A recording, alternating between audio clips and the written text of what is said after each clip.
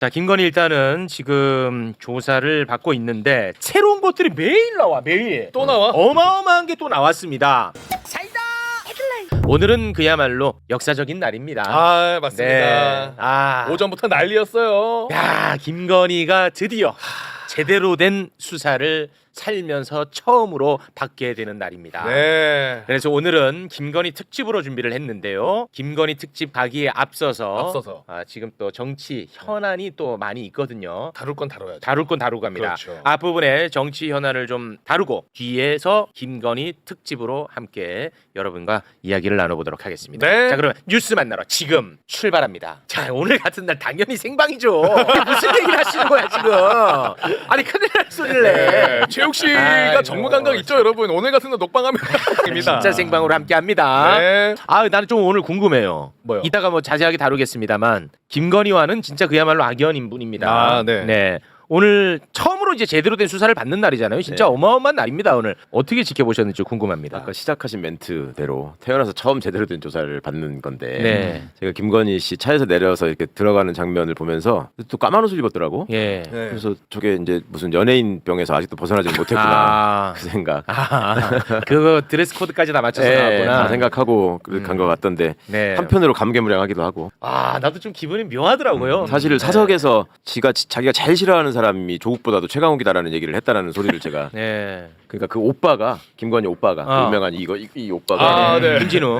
걔가 누구랑 골프 치면서 어. 골프 하던 날이 최원순이 구속된 날이었어요. 그 왜 의정부 법정에 들어놓아가지고 아, 네네네네. 그날 네. 그 김진우가 같이 함께 골프 치던 사람 중에 제 아는 분이 있었는데 네. 거기서 골프를 하다 말고 중간에 막 전화를 받더래요. 오. 그 김건희가 막 오빠한테 네. 이거 어떻게 해야 되냐? 이런 일이 벌어졌다라고 아, 막 법정 소리소리 구속됐다? 지르고 예. 그러니까 오빠가 하얗게 질려가지고 네. 네 우리 자매가 저 최강욱이는 용서하지 않겠다라고 막 이를 뿌듯뿌듯 갈더래. 그래가지고 그분이 그 자리에서 그걸 듣고 걱정돼가지고 저한테 오. 밤길 다니지 말라고 연락이 준 적이 있었거든요. 벌써 한참 전 일이에요. 근데 이제 이렇게 상황이 바뀌네요. 아, 그런 거 지금 진짜 명이 길어요.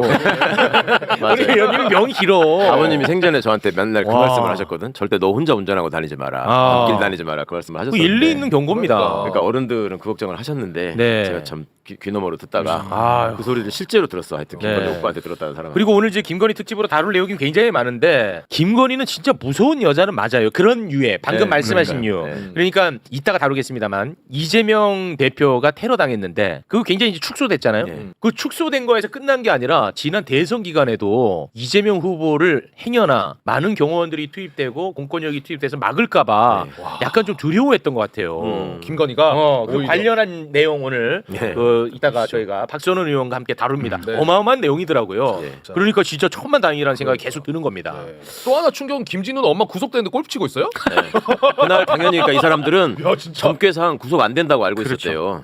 아, 점괘상. 네, 걔네들 점괘상. 그래가지고 나중에 이제 그때 그걸 구속된다는 걸 마친 점쟁이가 뭐 3명인가 있었대. 네. 그래서 김건희의 최애 점쟁이로 그 사람들이 압축됐다라는 얘기까지 들은 적이 있었는데. 아, 어마어마합니다. 아무튼 예. 다룰 내용이 너무 많아. 김건희 언제 잤냐? 진짜.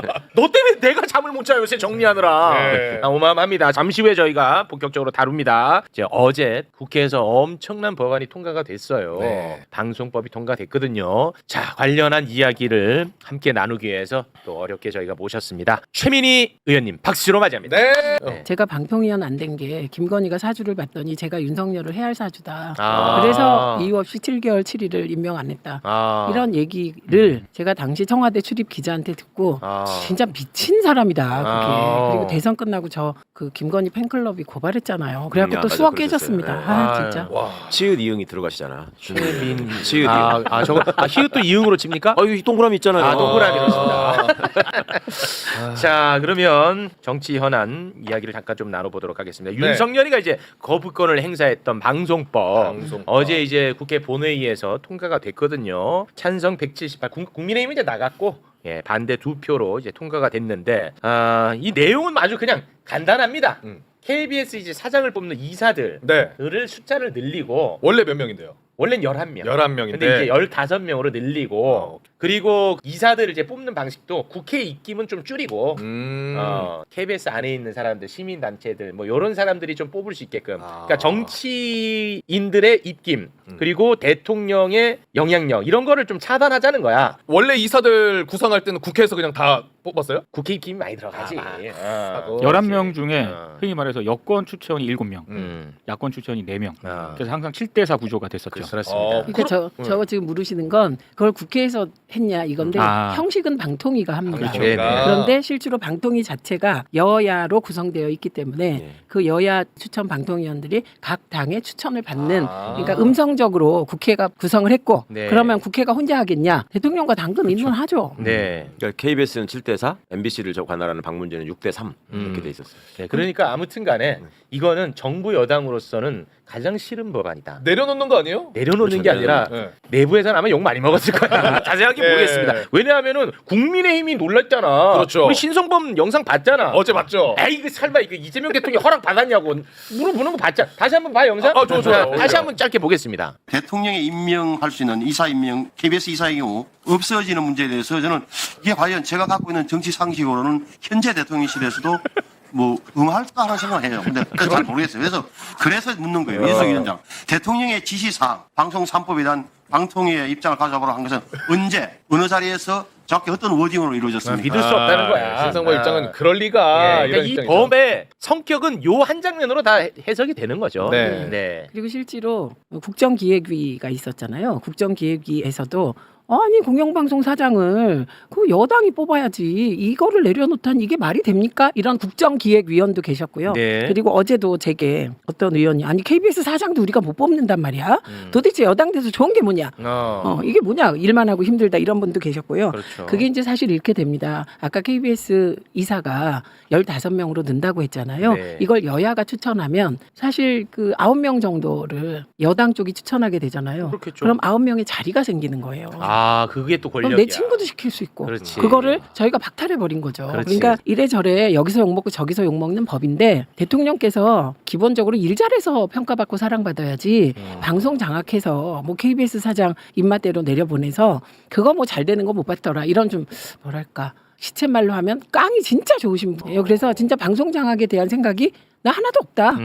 예, 일을 잘하겠다 이런 입장이셔서 네. 이건 전적으로 대통령이 내려놓으신 겁니다. 네. 제가 좀 잘 모르는 내용인데 지금 댓글에는 그 뉴미디어법 그것도 왜 뺐냐 하고 뭐 난리가 났네요. 네, 근데 그 뉴미디어법이라는 게 없습니다. 제가 그렇죠. 사실 제가 몸살이 났는데 몸살 난 이유가 뭐 잠 못 자서 필리버스터 하니까 이제 저는 과방위법이니까 계속 지켜야 되잖아요. 네. 그리고 노정면 의원이 9시간을 하는데 응원도 해야 되고 필리버스터. 그래서 예, 거의 잠을 못 자서 힘들었지만 그거보다 이상한 문자와 이상한 가짜 뉴스가 돌아서 그걸 일일이 답해드리다가 손가락이 지금 거의 마비가 올 지경인데 네, 어떤 것들이에요? 그 문제 제기가 몇 가지 있습니다. 첫째는 뉴미디어법은 왜 통과 안 시켰냐 네. 이게 하나. 그다음에 두 번째는 대통령은 노란봉투법 먼저 하랬는데 왜 방송법부터 했냐.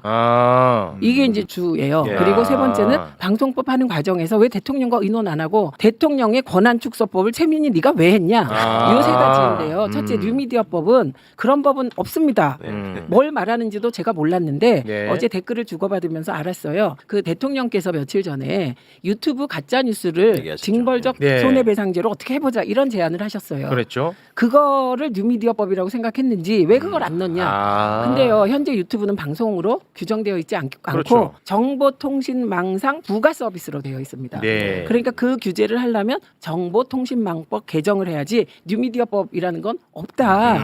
그래서 누가 도대체 뉴미디어법이라는 말을 만들어서 혹세무민하는지 그거. 없습니다. 그런 법은 그런 거 발의된 거 하나도 없습니다. 그래. 그리고 그런 일이 있었어요. 예, 대통령이 말씀하신 유튜브 그 징배제 적용법은 저희가 언론개혁특위가 떴잖아요. 네. 그거의 제일 과제입니다. 네. 첫 번째로 해결하려고 해요. 네. 왜냐하면 유튜브 보면 정말 해괴한 가짜 뉴스와 맞아요. 막 도는데 그걸 법으로 하려고 막 찾아보니 정보통신망법으로 규제할 수 있는 길이 있어서 예, 그거는 저희가 앞으로 하겠습니다. 그러니까 이제 딴소리 하지 마십시오. 네, 그거는 이제 정리가 된 것 같고. 예, 두 번째. 노란봉투법 왜 안 했냐고 진짜로 많이 올라오네. 그것도 좀 이상한 게 네.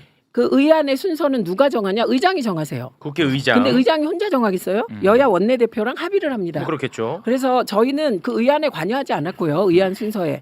어느 날 갑자기 원내 수석이 연락이 와서 방송법 먼저부터 합니다. 방송법 먼저 한대. 그래서 네? 그 다음 날 전화 와서 노란봉투법 먼저 한대요. 그래서 또 네? 근데 또 그 다음 날 전화 와서 방송법부터 한대요. 그래서 제가 뭐 알겠습니다. 왜냐면 이게 먼저 통과된다 안 된다가 의미가 없어요. 8월 국회에 다 할 거거든요. 그러니까요. 네. 그리고 또 하나는 방송법을 먼저 통과시킨다고 대통령이 먼저 공표하는 게 아니고요. 네. 8월 임시국회에서 처리되면 한꺼번에 공표하세요. 아 그래요? 아, 의미가 없어요. 하나하나 하는 게 아니구나. 아이고, 대통령이 어떻게 하나하나 해요. 국무회의도 국무회의. 날을 정해서 하는데. 예, 그래서 그런데 마지막에 급하셔가지고 지금. 진짜 이상한 거예요. 방송법 먼저 한다 그랬는데 갑자기 의장님이 노란봉투법 먼저 하신대요. 그래서 여쭤봤죠 제가. 의장님 방송법 먼저 한다는데요. 그랬더니 여야가 합의된 게 노란봉투법까지 하자고만 여야가 합의가 됐고 네. 이후에는 민주당 쪽에서 일부 의견이 올라온 건데 네. 이제 요걸 의원들이 조심하셔야 되는데 의장님도 매우 기분 나빠하셨는데 네. 민주당 내에서 얘기된 걸 누가 방송에 나가서 얘기를 했다는 거예요. 의장님과는 노란봉투법을 먼저 한다고 여야가 합의해서 해놨는데 누군가 방송에 나가서 방송법부터 할 겁니다. 우리가 이렇게 정했어요. 이렇게 얘기를 했다는 거예요. 그러니까 의장님은 이게 무슨 일이지? 방송을 통해서 들으셔서 네, 네. 그런 상태셨어요. 그래서 아. 저희는 뭐 그냥 의장님이 하시는데 사실 네. 저희가 부탁을 드렸어요. 8월 21일이 이용마 기자가 돌아가신 네. 추도식 날이에요. 네. 그런데 만약에 방송법하고 방문진법 상정하고 나면 8월 20일 날 방문진법이 통과되게 돼요. 그래서 이렇게 방송장악에 맞서 싸우고 방송 자유를 위해서 맞서 싸우다 먼저 간 동지에게 뭔가 해준 것도 없는데 그날 방문진법이 통과되면 네. 이건 정말 뭔가 그렇게 하고 싶어서 이 말씀을 드리고 왔어요. 네. 그런데 다시 연락이 왔어요. 방송법부터 하겠다고. 네. 그래서 알아보니 국회의장께서 이제 그만하시죠. 아니에요. 오후 2시에 아니 요거 해야 돼요. 아니야. 내가 볼 때는 의미 없는 얘기야. 아니 의미가 하나 있어. 아, 뭐냐면 있어요? 오후 2시에 본회의가 열리는데 점심을 여야 원내대표랑 하신 거예요. 그 자리에서 민주당 원내대표가 방송법부터 하면 어떨까요? 그랬더니 야당 원내대표가 그럽시다. 이렇게 받았다는 거예요. 그래서 네. 의장님이 합의가 됐구나. 그래서 방송법을 하기로 했습니다. 알겠습니다. 제가 볼 때는 저는 솔직히 뭐 이러한 논란이 있고 한 거를 그냥 솔직히 느낌으로는 좀 알고 있었어요. 댓글들이 많고 해갖고. 근데 이건 거 같아. 너가 볼 때는 뭐 대단한 문제처럼 보여요? 아니면 뭐 이런 시답지 않은 얘기까지 우리가 다뤄야 되는 느낌이야? 후자지. 네. 근데 이거에 배경이 있네. 내가 딱 보니까. 뭐예요? 뭐냐면 정청래, 최민희는 이재명 대통령을 돕는 사람이 아니라 자기 정치를 하는 사람이다라는 전제를 해놓고 그 전제가 있는 거야. 그러니까 이재명 대통령이 강조했던 노란봉투법 그리고 뭐 뉴미디어법이라는 건 없긴 하지만 네. 뭐 뉴미디어법 갑자기 끌고 들어와가지고 이거 먼저 안 했어? 역시 너네는 니들 정치하는구나. 요 얘기를 하고 싶은 것 같아. 근데 나는 최민희 의원 편들 이유가 없어요. 자 상식적으로 생각을 해보세요. 자 예를 들어 그러면 정청래, 최민희 다 자기 정치하는 사람이라고 쳐. 그렇다고 또 쳐. 욕심 많은 사람이라고 쳐. 자기밖에 모른다는 거 쳐. 그러면 진짜 자기 정치를 하려면 이재명 대통령하고 각 세우면은 그거 되겠어? 안 되죠. 바로 날라가지. 자기 정치를 위해서라도 그 짓을 하면 바로 날라가지. 그렇죠. 욕심이 많으면 많을수록 그 짓은 못하지. 오히려. 아유 뭐 이런 것까지 내가 이런 얘기를 해야 되나 싶어요 솔직히. 그거를 일일이 이루고 계셨다는 게 내가 너무 답답하네. 제가 그 과정에서 느낀 거는 네. 국회의안 상정 순서를 모르시는 분들이 너무 많아서 네. 의안을 정한 순서를 정하시는 건 의장님의 절대적 권한입니다. 네. 그리고 방송법이 통과됐다고 하니까 방송관계 모든 법이 다 통과된 줄 아시는 분들도 많더라고요. 사실 방송법은 KBS와만 해당되는 KBS. 법이고요. 예. 예. 차례차례 해야 되거든요. 그렇습니다. 그래서 법 하나마다 방송사법, 네. 네. 공영방송 관련해 가지고 MBC 있고 EBS 있고 네. 노란북법도 지금 할 게 많아요. 네. 그러니까 8월에 다 한다잖아. 8월에. 네. 다 할 겁니다. 상법 개정안도 8월에 다 할 것이고요. 네. 그리고 노란봉투법을 대통령께서 먼저 하라고 했다고 많은 분들이 그러시는데 그런 일이 있을 수가 없죠. 왜냐하면 그 8월 국회에 다 되는데 1번으로 하세요. 그런 일 네, 없습니다. 그만하시죠. 이게 많이 시달리신 것 네, 같아. 시달리셨어. 많이 시달리셨나 봐. 네. 연락 온 거 다 보시고 하느라고. 뭐 그런 예. 건 뭐 내가 소통하는 건 좋다고 봅니다. 그렇죠. 예. 하지만 뭐 이 정도로 하면 될 것 같아요. 네, 그리고 세 번째로 이게 대통령 권한 축소법이 아니에요. 밀고 가시네. 대통령이 내려놓으신 거고 내려놓은 건 맞죠. 방송 독립법입니다. 그거 맞죠. 근데 권한 축소는 강제적인 의미라 그 얘기를 하시는 분들은 대통령은 안 하시고 싶으신데 저것들이 한 거 아니야? 그런 일 없습니다. 네. 네. 아무튼 뭐 엄청나게 용기를 낸 거죠. 결단하고. 네, 네, 이거 네, 진짜 이거 네. 굉장한 일입니다. 이거는 사실 박수 받아야지. 그럼요. 예. 미디어 비평 전문가 아닙니까? 그러니까요. 이 법에 대해서만 잠깐 논평을 해주시죠. KBS 어제 이제 관련해서 이 법안이 통과가 됐는데 이제 대통령 대통령의 권한을 내려놓는 게 아니고요. 아까 최민희 의원님 말씀하신 것처럼 국회가 전적으로 사실상 추천을 해왔었는데 KBS 이사들에 대해서 그보다는 이제 좀 더 폭과 범위를 많이 넓혔죠. 이를테면 방송 미디어 관련 학회한테도 좀 추천 권한 주고 임직원들한테도 주고 그다음에 시청자위원회 있지 않습니까? 그 시청자위원회도 추천할 권한 주고 변호사 단체한테도 주고 네. 그러니까 굉장히 다양하게 좀 했기 때문에 네. 전적으로 이제 국회 여야 추천만으로는 KBS 사장이 이제 선임이 될 수가 없습니다. 그러니까 시민사회라든가 이런 쪽에 어떤 그런 신뢰를 얻지 못하면은 앞으로는 이제 KBS 사장이 이제 탄생할 수가 없는 거죠. 아, 저 같은 이제 희생자가 나오진 않겠군요. 박민이 어디서 뭐 하나? 박민은 아웃당해서 예. 파우치 박이 왔잖아요. 그러니까요. 그런데 예. 박민이가 나 잘랐잖아요. 아, 그렇죠. 예. 나 자른 것보다 프로그램 자체를 없애버렸어. 그렇죠. 예. 그렇죠. 예. 근데 이제 더 중요한 건 사장 추천위원회를 의무화시켜서 그렇죠. 100명 이상의 국민들이 직업, 계층별, 나이, 성별, 지역까지 다 따져서 100명이 사장 추천위원회에 무조건 들어와야 되고 그 표집은 여론조사 표본 추출 방식으로 합니다. MBC가 한번 했다가 사장이 전혀 다른 사람이 됐듯이 예측 불가죠. 그래서 네. 공론화 방식을 하는 것이 저희가 가장 중점을 둔 거고요. 어제 통과된 법안에는 YTN과 연합뉴스 TV가 들어가 있습니다. 그럼 이건 이제 결국 이재명 대통령이 국무회의에서 의결하고 공포하면 네. 3개월 내에 현재 KBS 이사진들은 다 교체하는 거죠. 그렇죠. 교체돼야 그런 되는 거죠. 겁니다. 그 법에 다 들어가 있는 거죠. 네, 신법 우선으로 이제 그 신법이 작동하게 됩니다. 그러면 이제 그 파우치 박장범은 이제 새로 뽑아야 돼요, 뽑아야 사장범. 되네. 네. 내려오는 거예요. 네. 박장범. 새로 뽑아야죠. 네, 뽑아야 되고 네. 실제로. 아 생각보다 오래 있었어. 그래, 오래 있었어. 진짜 그 인터뷰 하나 하고 사장 돼가지고. 네. 어떻게 저렇게? 그렇습니다. 네. 참 가성비 좋은 사장이에요. 네. 그거 한 방으로 그냥. 그러니까. 새벽에 몰래 출근하고. 근데 솔직히 얘기하면 되게 짧아. 길다고 해. 알겠습니다. 요 팀의 방송법- 필리버스터 네. 핵심이 뭐였는데요? 현재 있는 KBS 사장 임기 보장하라가 핵심이었어요. 아, 네. 국민의힘에서는 네. 아 그래요. 요 방송법 개정안 시행되지 않습니까? 네. 그러면 최욱 앵커도 후보군에 올라갈 수 있습니다. 그렇죠. 아 사장 후보군에. 나 올리는 사람과 평생 저는 맞서 싸우겠습니다. 제가 옆에서 보도한 결과 절대 되면 안 됩니다. 어제 다큐 망친 놈 너지. 어제 아, 제작에 관여하면 안 돼. 아, 제작 관여하면 안 돼. 사장은 안 돼. 아, 제작 안 돼. 그 바로 불법입니다. 바로 세고랑차입니다. 예예. 예, 알겠습니다. 제가 맡겠습니다. 예. 예. 자, 그러면 방송법 통과와 관련된 부분은 요 정도 선에서 마무리 짓겠습니다. 네. 생각보다 조금 길어졌습니다. 가뜩이나 좀 피곤하고 힘드신 것 같은데 더 피곤한 얘기 하시려고요? 네, 요거까지만 하고 네, 있어요. 네. 죄송합니다. 네. 이춘석. 아 이춘석. 전 법사위원장 이야기. 국회 본회의장에서 차명으로 주식 거래하는 모습이 언론사 카메라에 포착이 됐습니다. 한번 사진을 볼까요? 네. 저 이름이 차모모 네. 보좌관 이름이었습니다. 이 사진이 이제 공개되자 이제 이거 뭐야? 이거 차명 거래한 거야? 난리가 난 거예요. 네. 이제 그러자 저 차모모 보좌관 그리고 당사자인 이춘석 의원이 해명을 내놨는데 해명이 뭐였죠? 일단 자신은 차명으로 주식 거래를 한 적이 없다. 네. 그렇게 해명을 했고 보좌관 있지 않습니까? 네. 참모 보좌관의 어떤 그런 조언 그런 차원으로 이제 네. 조언을 구해가지고 자기가 국회 본회의장에 그 핸드폰을 대신 들어가가지고 그래서 이제 잠깐 들여다본 것이다. 실수로 들고 갔다. 그렇죠. 이런 취지로 헷갈려서. 해명을 했는데 그 해명이 오히려 지금 더 큰 반발을 불러왔었죠. 네. 난 진짜 이 해명 때문에 나는 이제 그때부터 화가 막 머리끝까지 나기 시작했거든요. 네. 저는 진짜 이거는 주식 한 번이라도 해본 사람은 야 우리가 많이 잃어서 알잖아. 하고 있잖아. 이게 인정을 몇 차례를 해야 되는데. 그렇죠. 그리고 잠깐 어플 아예 종료가 아니라 창 내렸다가 들어가도 또 그렇죠. 인증해야 돼요. 인정을 계속 해야 된단 맞아요. 말이죠. 그러니까 이건 믿을 수 없는 해명이었고, 그런데 정청래 대표가 굉장히 발빠르게 또 대응을 했습니다. 긴급 진상조사 지시를 내렸습니다. 그러자 이제 바로 이춘석 의원은 민주당 탈당을 했습니다. 그리고 법사위원장 사임서도 제출을 했고요. 네. 그리고 국민의힘 주진우 의원이 이제 또 고발을 하게 됐습니다. 이 사건에 대해서 정청래 대표 같은 경우는 굉장히 무겁게 받아들이고 있는 모습인데요. 정청래 의원이 또 오늘 최고위 회의에서 관련해서 한마디를 했는데 함께 보고 오겠습니다.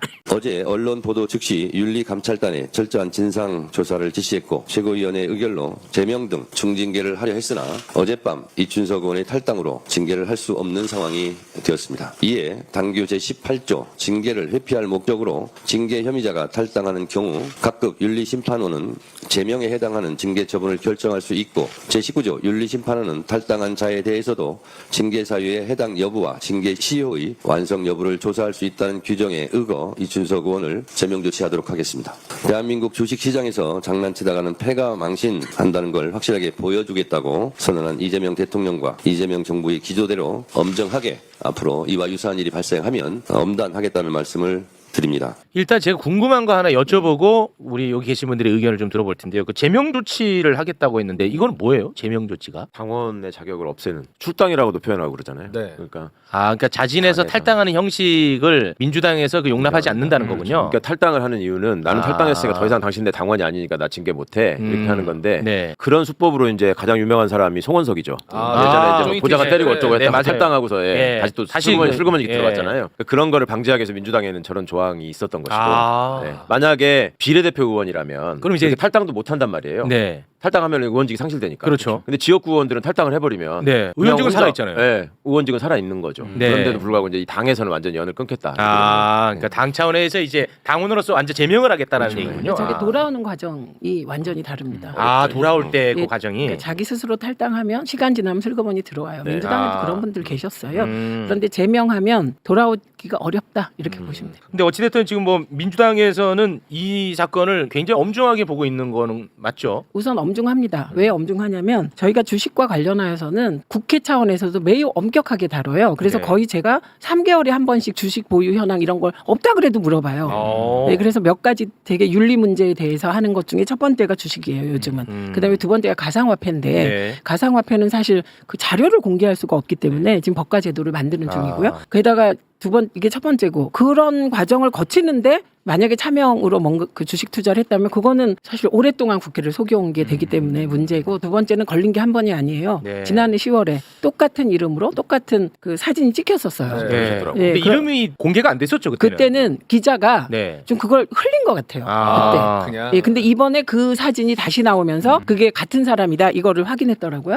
예, 그러니까 저희로서는 되게 큰일이죠. 그리고 저는 주식을 해보려고 그러는데 아직 못하고 있는데 그 주식하는 분들 얘기 들으면 차명 거래가 그것도 액수가 1억 이상 될 경우는 매우 큰 문제이고 네. 그리고 무엇보다 엄청 죄송하죠. 그리고 이 대통령께도 죄송하고 그리고 당원들께도 죄송한 게 제가 방송법 때문에 바빠가지고 이제 지역 당원방을 들어가 봤더니 난리가 나신 거예요. 민주당 의원들 정신 차려라. 그래서 정청래 대표는 민주당 의원들 다 데리고 해병대 그 막 정신훈련 하는데 갔다 와라.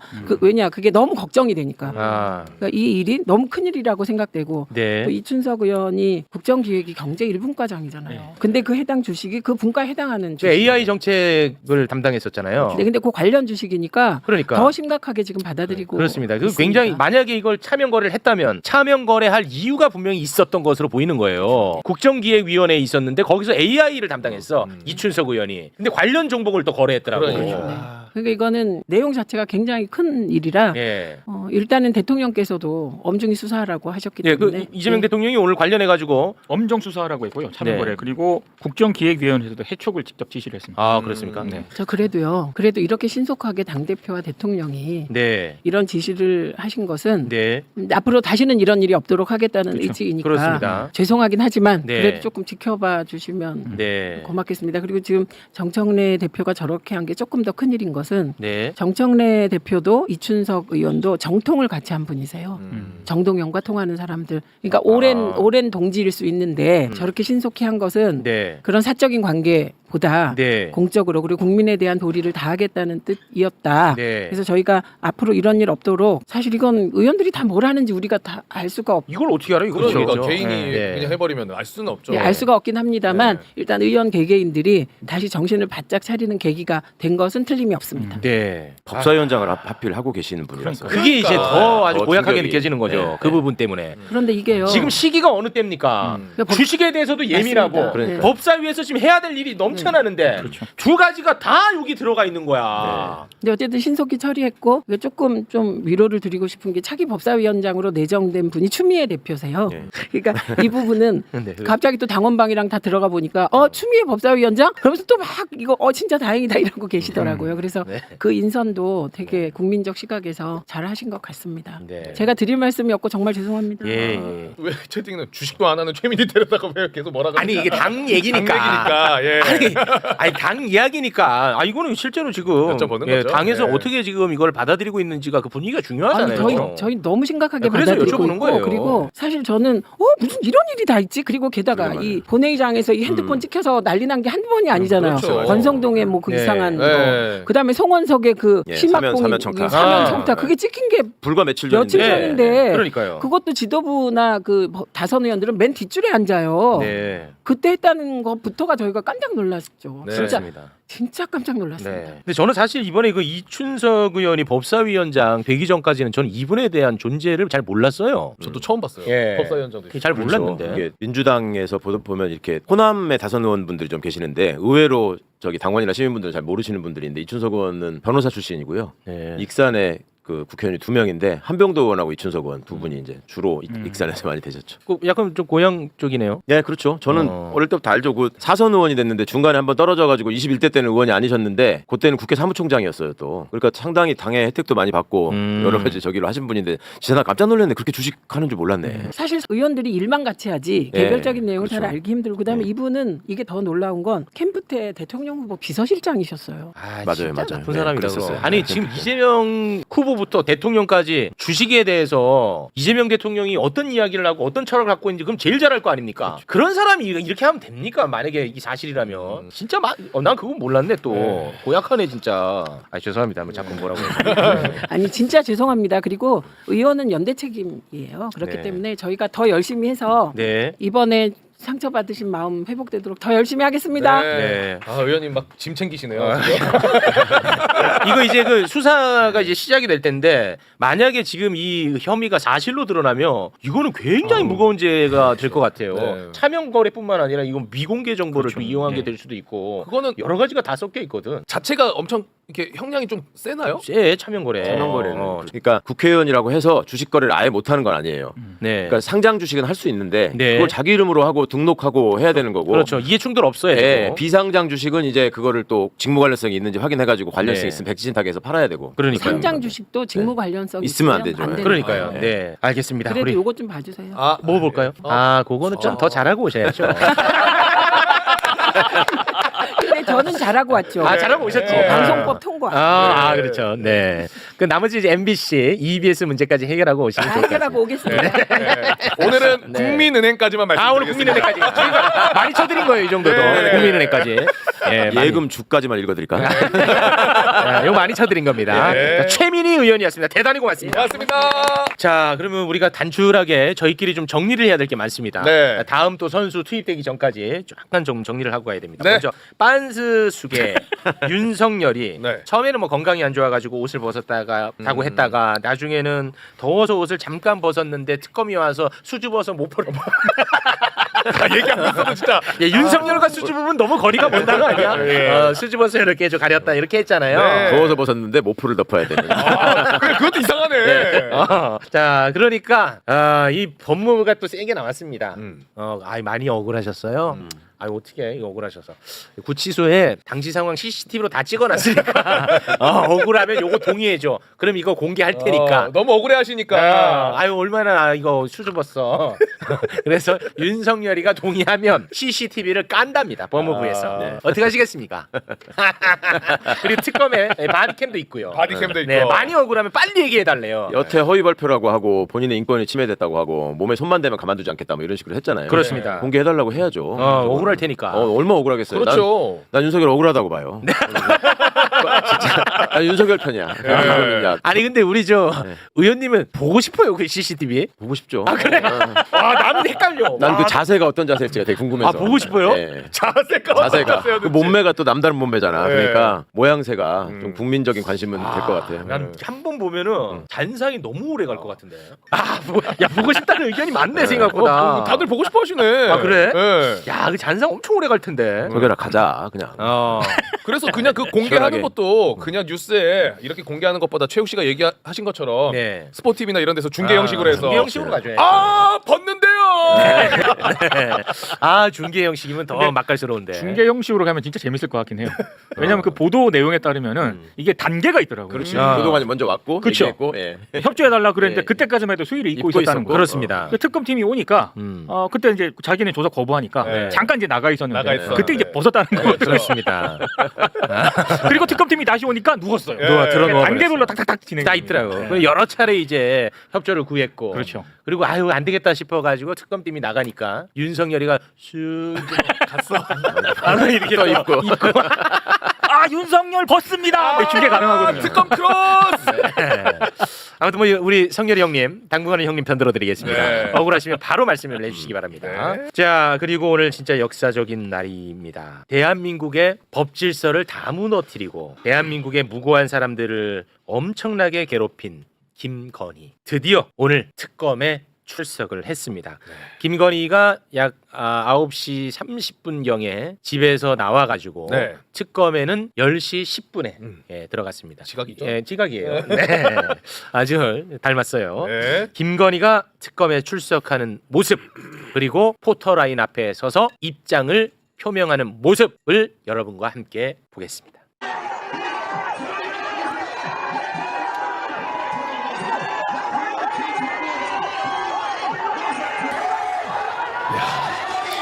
이게 그렇게 어려웠다. 그러니까. 아, 까만 걸로. 10년 걸렸다. 10년. 국민 여러분께 저같이 아무것도 아닌 사람이 이렇게 심려를 끼쳐서 진심으로 죄송합니다. 수사 잘 받고 나오겠습니다. 나오겠다고. 국민에게 더 하신 말씀 없으십니까? 확실한 질문 나중에. 항상 죄송합니다. 명품 목걸이가 명품 때문인데 첫 해외 순방에 가짜 목걸이 차고 나가셨다고 하셨는데 그 이유가 있으십니까? 도이치 주가 조작 미리 알고 계셨습니까? 명태균 씨와는 왜 만나고 통화하셨습니까? BP 패밀리라고 들어보셨습니까? 그 가운데 해명하고 싶으신 부분 있으신가요? 아, 진짜. 이게 10년이 뭐야? 더 오래 그 훨씬 오래됐지. 한 그렇죠. 20년 걸렸다. 20년 걸렸어. 다 피해가고. 20년 걸렸어. 김건희. 와. 근데 저는 이 장면을 보면서 어떠셨어요? 진짜 이 성공의 기억이라는 게 이렇게 무섭구나 하는 생각을 했어요. 뭐냐면 성공의 기억? 김건희는 어찌됐든 그동안에 자신의 죄를 덮는 데는 항상 성공을 해온 여자입니다. 아 그렇죠. 맞죠? 예. 네. 그렇습니다. 그리고 심지어 지난 대선 때 김건희의 학력 위조가 터졌을 때 굉장히 시끄러웠거든요. 네. 그때 이제 김건희가 나와가지고 I believe 예. 하면서 사과를 했어요. 네. 근데 어찌됐든 대통령이 됐잖아요. 네. 그 성공한 거예요. 그러니까 그때의 드레스 코드, 그때의 스탠스, 맞아요, 예. 난 그대로 나왔다고 아, 봅니다. 맞아요. 정확하시네. 예. 예. 그래서 여러분에게 기억을 좀 상기시키고자 아주 짧게만 너무 또 길게면 스트레스 받으니까 네. 그때 그 대선 기간에 김건희가 했던 사과 잠깐 보고 오겠습니다. 저는 남편에 비해 한없이 부족한 사람입니다. 제가 사랑하고 존경하는 남편 윤석열 앞에 저의 허물이 너무나도 부끄럽습니다. 저봐 한없이 부족한 사람 뭐 계속 이게 한 번 성공한 아무것도 아닌 거야. 사람. 실제로 저거 하고 막 약간 동정 여론으로 막 맞아. 나오지 않았어요? 맞아요. 봐봐. 그러니까 한 번 성공한 대로 가는 거야. 아마 특검 가서도 나는 이거 막을 수 있을 거라고 본인은 생각하고 있을 것 같아요. 그렇죠. 예, 나는 그래서 완전 폭망할 거라고 보는 그럼요. 입장입니다. 탄핵도 안 될 거라고 생각하는 사람들이었는데. 그러니까. 예. 저같이 아무것도 아닌 사람이 심려가 아니라 피해가 지금 얼마나 큰데. 대한민국 전체에 끼치는 피해가 어마어마하지 않습니까? 진짜 악이었어요. 저는 저기 나름 네. 본인의 그 변론 전략이 있는 멘트라고 들렸어요. 아무것도 아닌 사람이라는 말이. 맞아. 내가 뭘 합니까? 대통령이 다 하시는 일이지. 맞아. 이걸로 저는 결국은 마지막에 가면 다 네. 윤석열한테 넘길 것이다. 나 아무것도 아니다. 그거네. 그거라니까. 내가 무슨 권한이 있어요? 뭐가 있어요? 그래서 전화기는 어떻게 되는 거야? 죽일래 썼죠. 죽일래 했었죠. 저는 사은품인 줄 알았죠. 네. 제 남편이 힘이 센 줄 알았죠. 네. 그런 거지 뭐. 주범은 답표 있잖아요. 이러면서. 본인 계획이 다 나오잖아. 아무것도 아닌 사람이다. 수사 잘 받고 나오겠다 그러잖아 또. 한번 들어갔으면 나오지 말아야지. 어딜 나와 또. 그러면은 지금 김건희는 자신의 포지션을 내부 고발자 공익 제보자. 포지셔닝 하고 있나 보네. 김태효 작전. 김태효 작전. 저만 빼주시면 다 말씀드리겠습니다. 그래가지고 김건희가 묵비권 행사를 하지 않겠다고 얘기를 하고 있나 좋아요. 보네. 얘기해야지. 아무것도 아닙니다. 저는. 남편이 대통령이었을 뿐입니다. 야, 그걸 또 행간의 의미를 뽑아내시네. 야, 이 장면을 윤석열도 TV가 있으니까 보고 있을 텐데. 그렇죠. 아차 싶겠군요. 그 교도소에서는 한정된 프로그램만 틀어준다 그랬잖아요. 네. 그래서 메인 뉴스는 반드시 틀어준단 말이에요. 네. 시작부터 와이프로 나올 거 아니에요.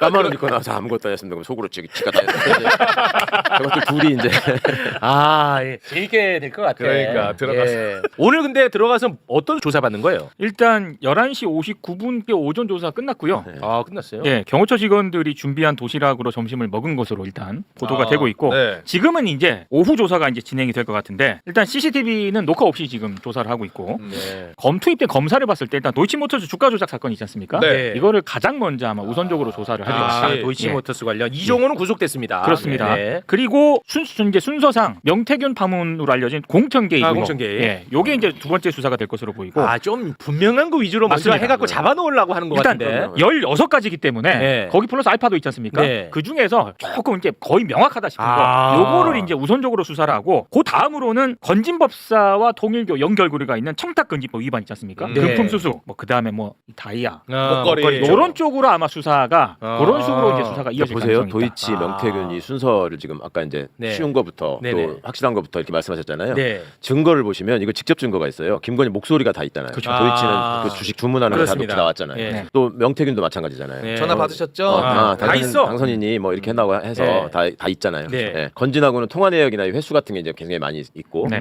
그 차례차례 통일교 이런 거 이제 한 칸씩 조금 약간씩 멀어지는 걸로 가는 건데 도이치 같은 경우에는 공범들이 싹 다 구속됐기 때문에 네. 예, 제일 쉬운 거죠. 참고로 도이치모터스 최초의 고발자가 여기 앉아 있습니다.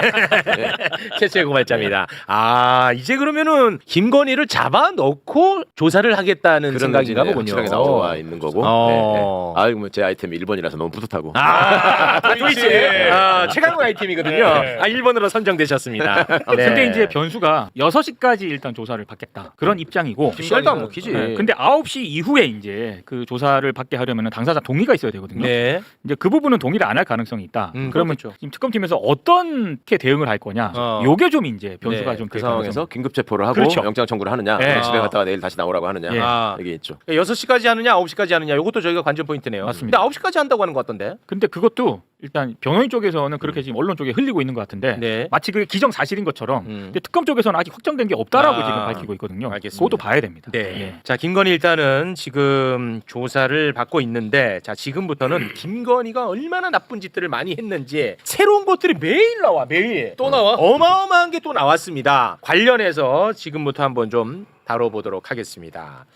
자, 김건희가요. 네. 대통령이 되고 나서 한 나쁜 짓들을 보잖아. 대통령이 되고 난 다음에 한 나쁜 짓. 네. 패턴이 있어요. 그 범죄 패턴. 아, 그래요?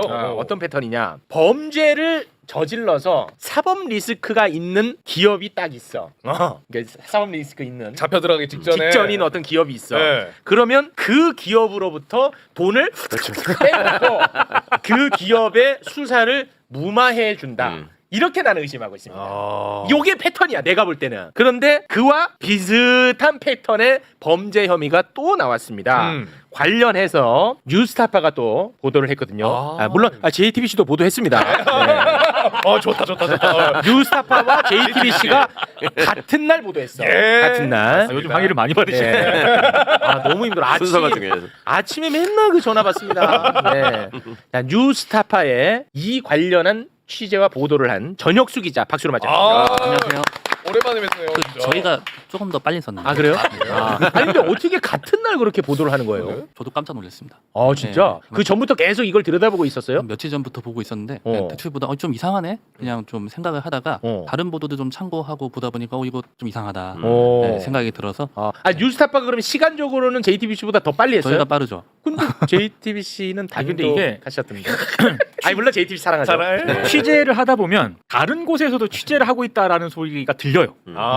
네. 저쪽에서도 보고 있다. 그렇죠. 어딘가 다른 곳에서도 취재를 하고 있기 때문에 그러면 이제 좀 판단을 막 해야 되거든요. 그 판단이 거의 비슷하게 들어간 것 같아요. 뉴스타파하고 JTBC. 알겠습니다. 저희가 쓰려고 했던 부분들을 또 일부 또 JTBC에서 어제 방송에서 추가로 해서 저건 이제 우리가 못 쓰겠구나 그런 것도 있고. 네, 그래서 제일 방송의 퀄리티가 높은 데가 매불쇼예요. 나는 그거를 다 갖다 쓰거든. 저녁에 이거 좋네. 좋네. 종합 정립. 야 근데 요 부분이 약간 좀 비는데 다른 데 보도한 데 없나? 여기. 뉴스타파. 그거. 제일 깔끔합니다. 그래서 네. JTBC 항상 정말 고맙게 생각합니다. JTBC 정말 사랑하고 존경하고. 너무 잘했더라고요. 잘했더라고 진짜. 어. 네. 자 그러면 한번 지금부터 정리를 해보겠습니다. 김건희는 진짜 이 범죄자 냄새 맡는 세파트야. 범죄 냄새는 제일 잘 맡아. 범죄 탐지에는 야 누가 이거 들어온 놈 없나? 맨날 이렇게 안테나를 세우고 있나봐. 쟤네가 돈 좀 있나 보네. 돈 있고 범죄 있고 한 데는 김건희가 있는 것처럼 보입니다. 예. 어떤 일인지 한번 지금부터 살펴볼 텐데 수협과 도이치모터스가 등장을 합니다.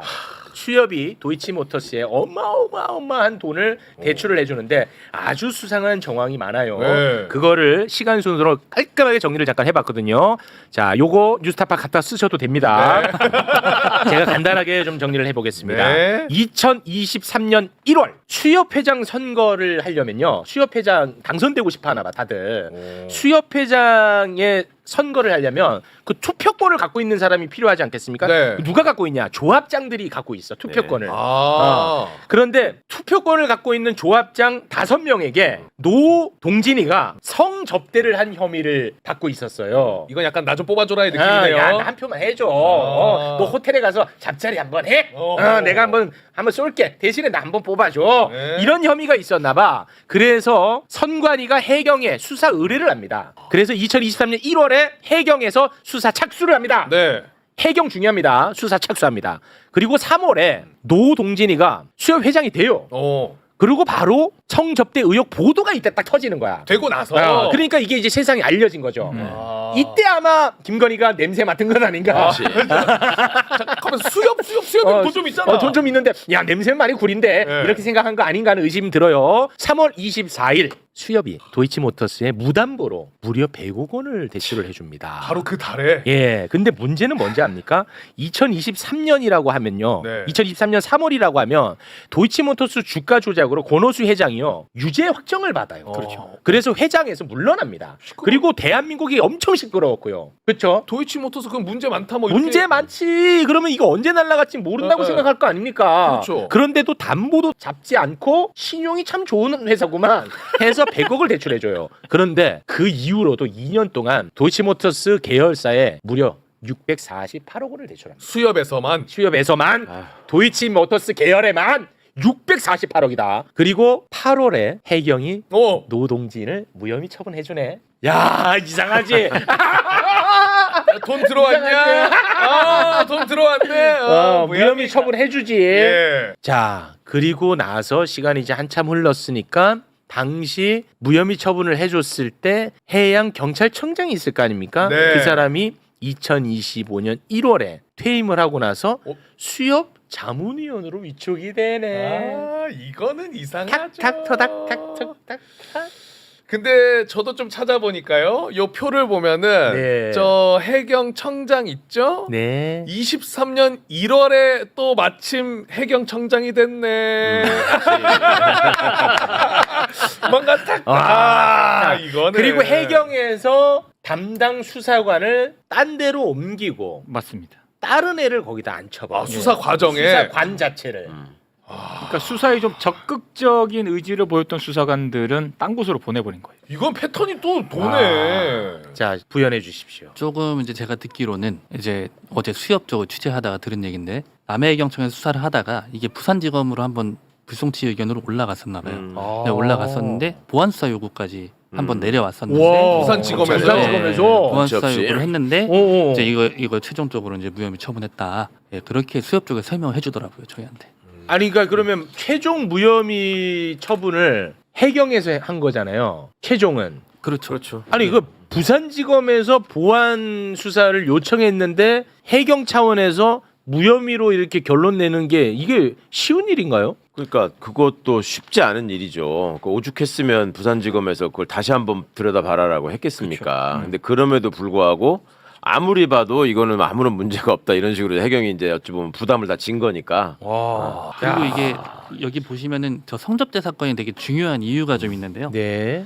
그 이 선거가 그 조합장들 아까 갖고 투표를 한다고 말씀하셨잖아요. 네. 그래서 네. 회장하고 이제 조합장에서 총 92명이 투표를 해요. 네, 아. 90. 근데 이때 92 명밖에 안 당시에 돼. 후보로 출마한 사람이 3명인데 네. 네. 3명. 이게 약간 춘추전국 시대 같은 선거였던 거예요. 그래서 1차 투표에서 30표, 23표, 39표가 나와서 와. 결선 투표까지 가요. 와. 치열했구나. 진짜 중요한 거네. 5표가 어마어마. 그렇죠. 중요한 그래서 거네. 최종적으로 그날 1번하고 3번이 노동진 회장이었는데 2표 차로 47대 45로 승리하셨어요. 와, 대박이야. 와. 아, 중요한 표였구나. 아니, 못 켰네. 굉장히 중요한 표인 거죠.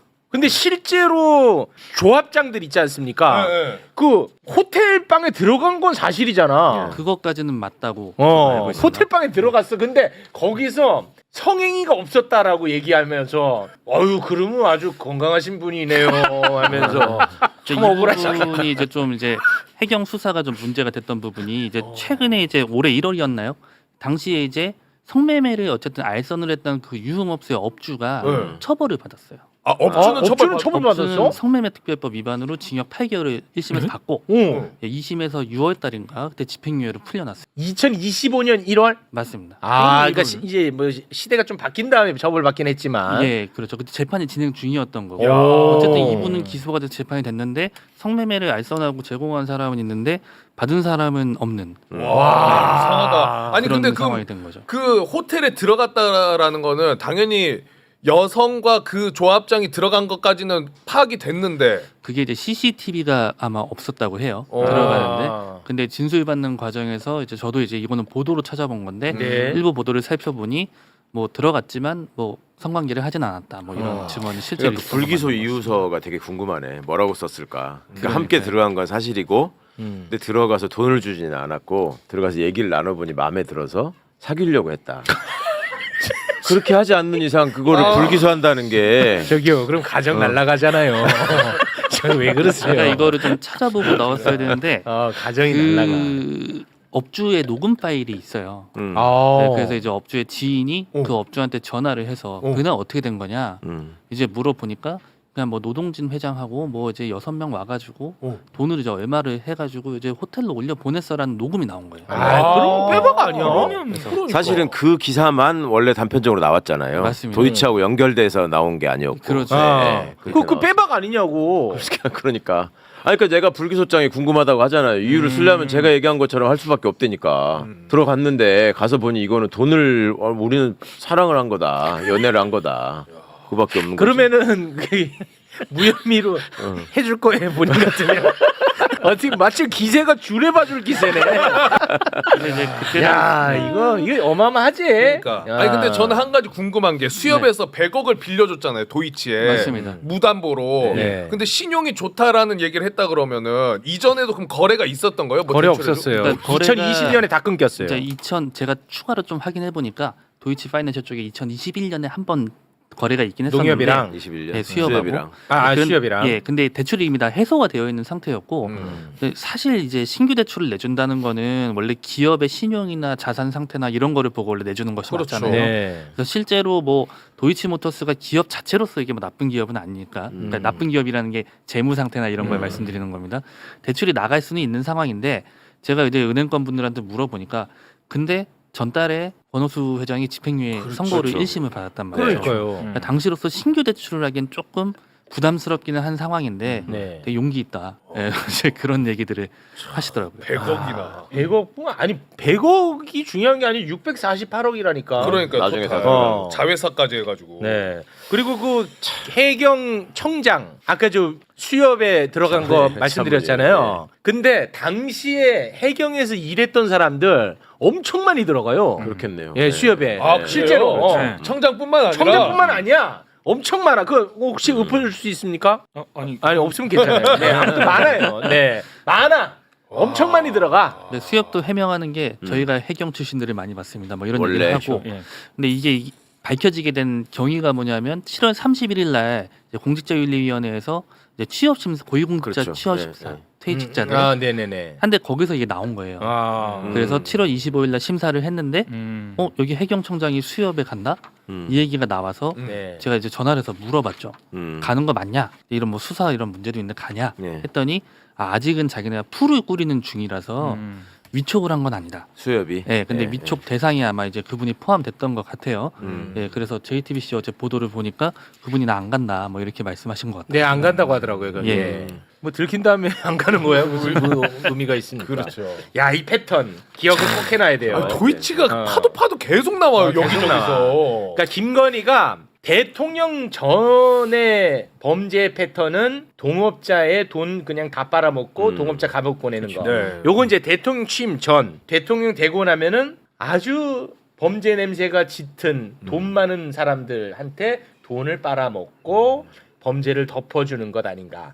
우리가 이렇게 이제 머릿속에 담아놓는 이게 약간 여담일 수는 있는데 이 수법을 김건희가 창안한 거는 아닐 수도 있을 것 같아요. 그러니까 새로운 패턴이잖아요. 이거는. 네. 이거는 전형적으로 전 기자님 모르시나요? 그 특수부 검사들이 변호사 돼가지고 돈 버는 수법이거든 이게. 아, 예. 그죠? 그쵸. 그 봄 되면은 어떻게요? 인사철이 돼가지고 퇴직하는 사람들이 있잖아요. 네. 그러면 서초동에서 늘 나오는 얘기가 이제 또 검찰 또 수사 열심히 하겠네. 뭐 이런 소리를 하거든. 일감을 만드는 거야, 일감을. 그래가지고 이렇게 소위 말하는 캐비넷에 넣어놨던 사건들을 네. 지네 선배들이 퇴직하면 꺼내요. 그러면 나온 검사 입장에서는 얘는 사건이 있건 없건 지가 변호사 직함을 달고 대기업 이런 데를 찾아다녀. 그래가지고 저기 이번에 저기서 뭐 좀 들여다본다는 얘기 혹시 들으셨어요? 이렇게 하고 저를 선임하시면 사전에 좀 이렇게 저기 해드릴 수 있는데. 내가 그거 하나 나왔잖아. 아니 무슨 건달입니까? 그러니까 안에서 요렇게 봤는데 저 탁자 위에 뭐 삼성이라고 써 있더라고요. 요렇게 봤는데 내가 이런 식으로 이제 얘기를 하는 거예요. 내가 나오기 전에 봤는데 요렇게 봤다고. 와. 그러면 그게 얼마나 불안하겠어 기업 입장에서는. 나갔다도 그 사람 쓰겠다. 그러니까 그렇게 해서 걔들이 초기 기반을 잡는 그런 유구한 역사가 있어요. 와, 무섭다. 처음에 또 정관명사가 이렇게 비싸다면서요. 그렇죠. 예. 그렇게 하면은 이제 무조건 1억이야 시작할 때. 예. 예. 와, 근데 기자들은 시작은 1억이고. 그러면은 그런데 그게 사건이 있는지 없는지도 몰라. 그냥 가가지고 얘가 내가 방금 전까지 검사했는데 당신 좀 그렇더라. 그러면은 이 사람은 불안하니까 그만큼 쓰는 게 낫다고 생각하는 그렇겠죠. 거예요. 그게 변호사들끼리 옛날부터 알고 있는 재래의 수법이야 그게. 그게 사실이면 그 나간 검사에 대해서는 그냥 퇴직금 차원에서 선배한테 챙겨주는 느낌인 그럼, 거예요. 그럼. 뭐 그럴 거죠. 수 있겠지. 네, 네. 왜냐하면 그 챙겨주는 애도 언젠가는 또 책임을 그럼 받아야 당연하죠. 되니까. 그러니까 제가 나왔어요. 근데 후배 검사로 두 분이 있어요. 네. 그럼 그런 소문이 이제 이 기업 입장에서도 대관하는 사람이나 언론을 통해서 확인해 보려고 할 거 아니에요. 네. 그러면 최욱 검사나 박수상 검사한테 기자가 물어볼 수도 있잖아. 예. 혹시 그런 얘기가 있습니까? 그러면 두 사람은 딱 아는 거야. 최강욱이가 또 갔나 보구나. 그러면서 뭐 있을 것도 같아요. 뭐 느낌적으로 언급하지 않겠습니다. 뭐 이런 식으로 얘기하면서 이제 그런 것처럼 하는 거지. 그냥 우리 형님 또 가셨네 벌써 하고. 근데 우리가 자 솔직해집시다. 봐봐. 우리 둘이 검사야. 우리 선배 최강욱이 나갔어. 저러고 돌아다녀. 그리고 저러고 이제 돈 벌어. 근데 너가 최강욱 이거 뭐고? 나는 저 이거 제대로 수사하겠다라고 하면서 그 커뮤니티에서 너가 벗어날 자신이 있냐 이거야. 그럼 좀 더 악질적으로는 이렇게 가가지고 얘기를 하는데 이 사람이 약간 긴가민가 하는 것 같아. 그럼 거기서 전화를 걸어. 최욱 부장 나야. 잘 있지?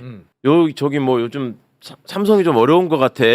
그거 조금 신경을 좀 조심해야 될 것 같아. 경제가 중요하잖아. 우리 있을 때 그런 얘기 많이 했잖아요. 딱 끊는 거야. 그럼 이 사람 입장에서는 확신이 안 들겠어요? 바로 저기다 전화해가지고 그렇게 윗선이라. 하는구나. 그럼 이제 그거는 검사들 입장에서는 그거는 좀 싫어해. 상도 이상. 어떻게 옆에 앉혀놓고 그 짓을 하냐. 그 그건 최후의 이제 수단으로. 지들이 돌아서서 욕하기는 해요. 최강욱이는 나가가지고 옆에다 앉혀놓고 전화질 하더라. 이런 소리를 하긴 하는데 그래도 걷다 대고 아니 요즘 뭐 하는 짓이냐 이렇게는 안 하지. 못하지. 아니 그러면 나 정도 돼야 그거를 거부하지.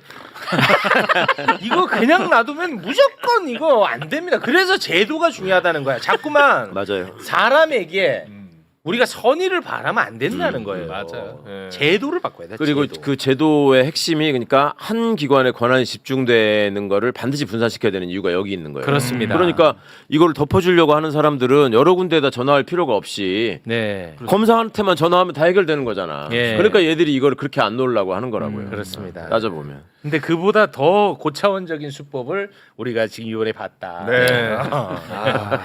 이게 좀 대출이 좀 648억. 특이한 게 그러니까 이 노동준 회장 취임일이 정확하게 2023년 3월 27일이에요. 3월 27일. 네, 27일인데 이 취임식을 3월 24일 날 했고 근데 선출은 2월 16일 날 됐거든요. 아, 선출은 2월 16일. 네, 그러니까 약간 저거랑 비슷해요. 그 대통령. 네, 대통령 인수위. 인수위 기간 이제 비슷할 때 이제 24일 날 대출이 실행이 됐고 예, 그다음에 수협에서 이제 반론 같은 걸 좀 보내서 저도 봤는데 이거 3월 10일 날 이미 심사에 착수한 거야.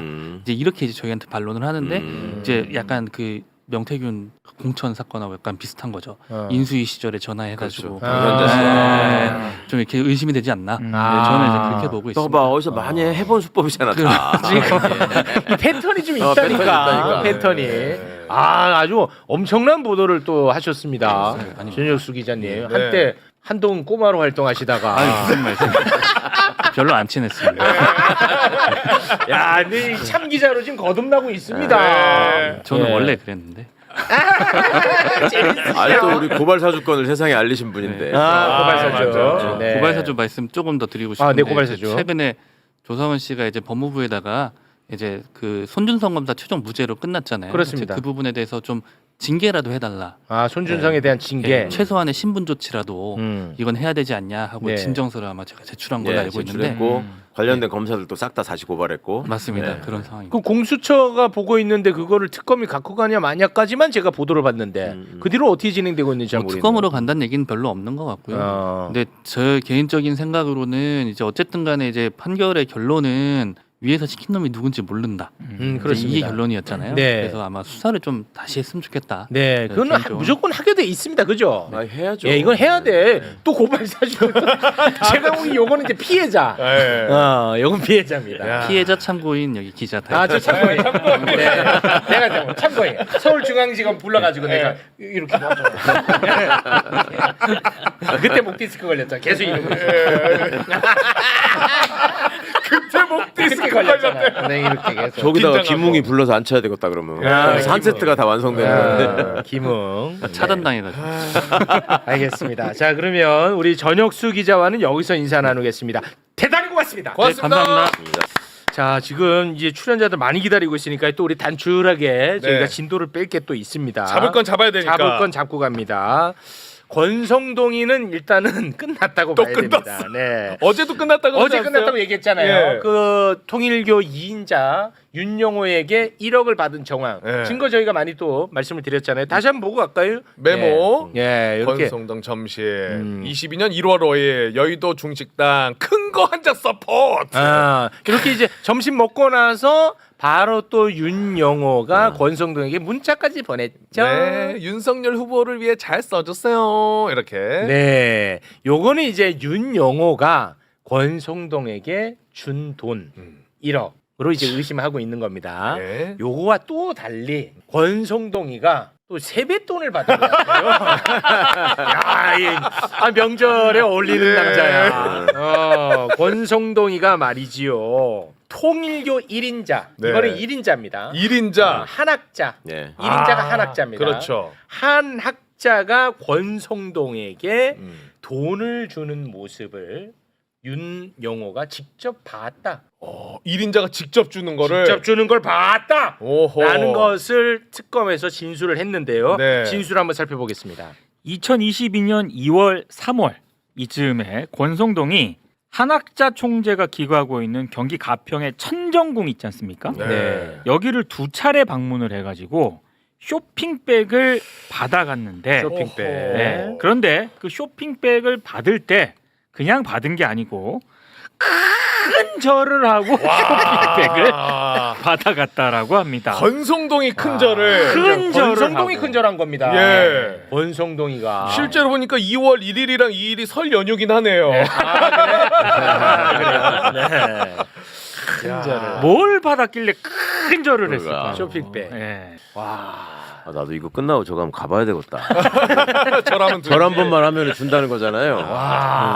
여기서 수산이가 의혹 제기 하나 해도 됩니까? 지금 들어가야 저 돼. 혼자서 들어가야 돼. 통일교의 한학자가 권성동한테 쇼핑백을 줬고 권성동이 큰 절을 했다잖아요. 네. 근데 윤석열이 그 펜스 부통령 전 부통령 만난 게 2월 13일이에요. 네. 22년. 예. 근데 그거를 권성동이 반대하는 사람이 있음에도 불구하고 강력하게 밀었다 그랬잖아요. 네. 제 의심은 한 학자가 이 펜스를 7억 주고 불렀거든요.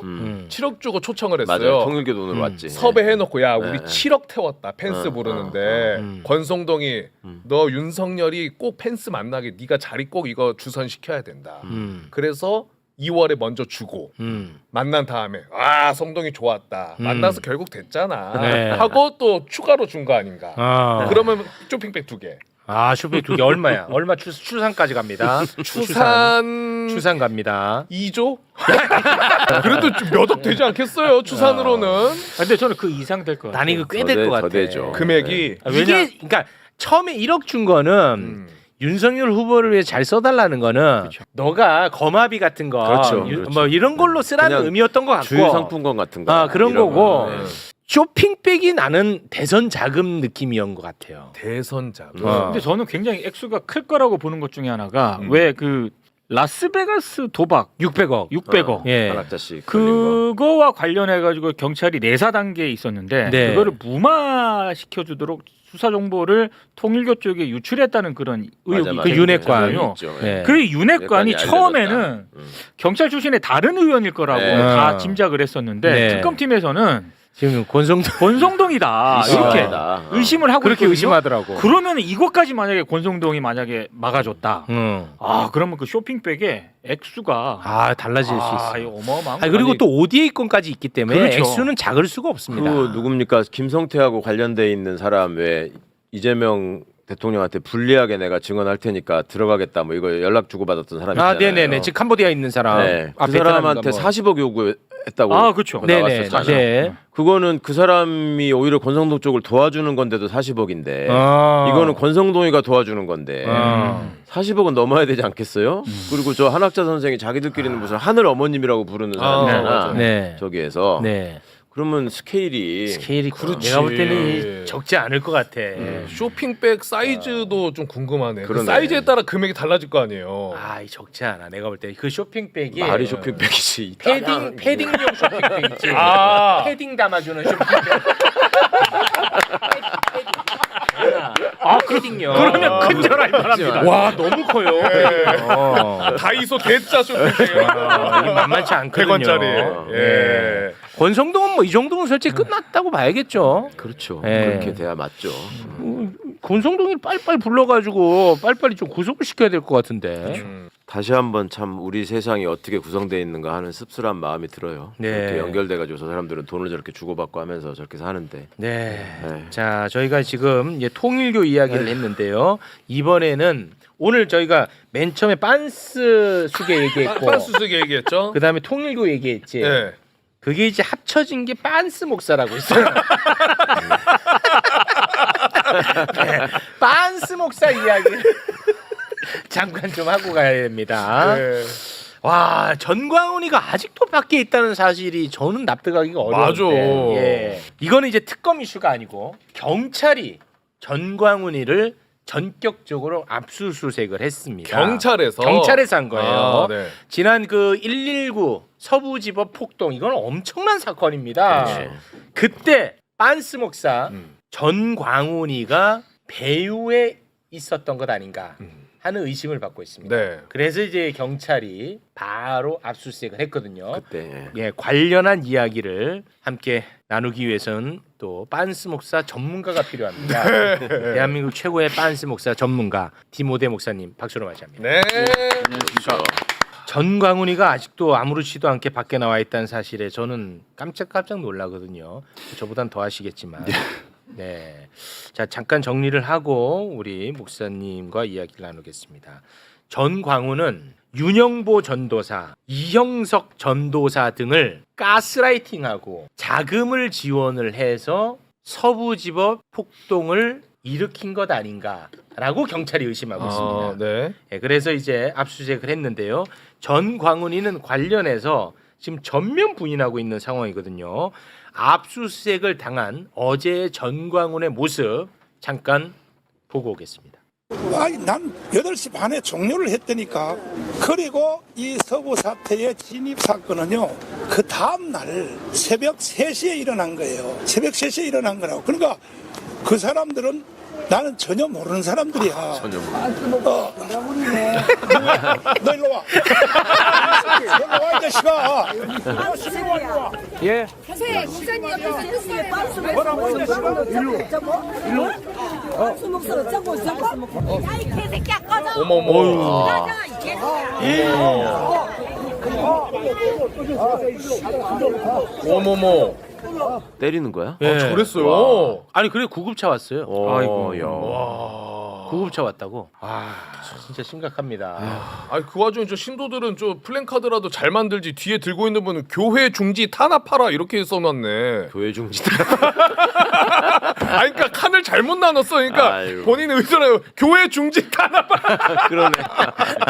예. 아 좋았다. 좋았어. 네. 자, 이 사탄입니다. 네. 자, 정광훈이가 아예 몰랐다. 나는 뭐 관련 없다. 난 8시에 떠났다. 서부지부 폭동은 내가 떠난 다음에 일어난 일이다라고 얘기를 하잖아요. 네. 근데 저런 게 먹히지가 않아요. 왜냐? 증거가 지금 많아. 당시에 빤스 목사 정광훈이가 서부지법으로 가라고 선동하는 영상이 있어요. 잠깐 보고 오겠습니다. 우리는 빨리 서부지방법원 주소를 한번 띄워주세요. 주소. 자, 우리는 빨리 그쪽으로 이동을 해야 됩니다. 네, 이게 나와 있잖아. 자, 그리고 사랑제일교회 특임 전도사 윤영보. 네. 윤영보가 폭동에 동참했던 장면이 또 영상으로 남아 있거든요. 영상 보겠습니다. 저 전도사입니다. 저 사람. 전면에 서 있네.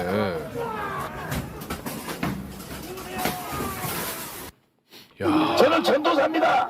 이미 이 세상 사람이 아니에요. 죽여라면 죽여. 사랑제일교회 특임 전도사입니다. 네. 저 사람 저 건으로 징역 3년 6개월 선고받았습니다. 자, 그리고 윤석열 구속영장을 발부한 판사를 1월 19일에 잡으러 다녔던 전도사 한 명 있었지. 알지? 예, 특임 전도사 네. 이형석이. 이형석이가 그 짓을 하고 난 다음 날 자기 유튜브에서 전광훈과 함께 싸우자고 또 얘기를 해. 맞아 이거 다시 한번 보고 오겠습니다. 나왔었죠. 각자의 자리에서 최선을 다해주시고 또 정광훈 목사님과 함께하는 애국 세력들과 현장에서 여러분들도 열심히 또 투쟁하시고 몸관리 잘하시고 오늘 하루도 말씀 가운데 승리하시기 바랍니다. 방송을 종료하겠습니다. 여러분 정광훈과 함께 싸우겠다고 맞아요. 얘기하잖아. 징역 3년 선고받았습니다. 3년. 예. 네. 목사님 예. 정리해 주시죠. 일단 정광훈 씨가 얘기하는 거는 입만 열면 거짓말이 많기 때문에 네. 뭐 그렇게 뭐 비중을 둘 필요는 없다고 그런가요? 보여지고요. 네.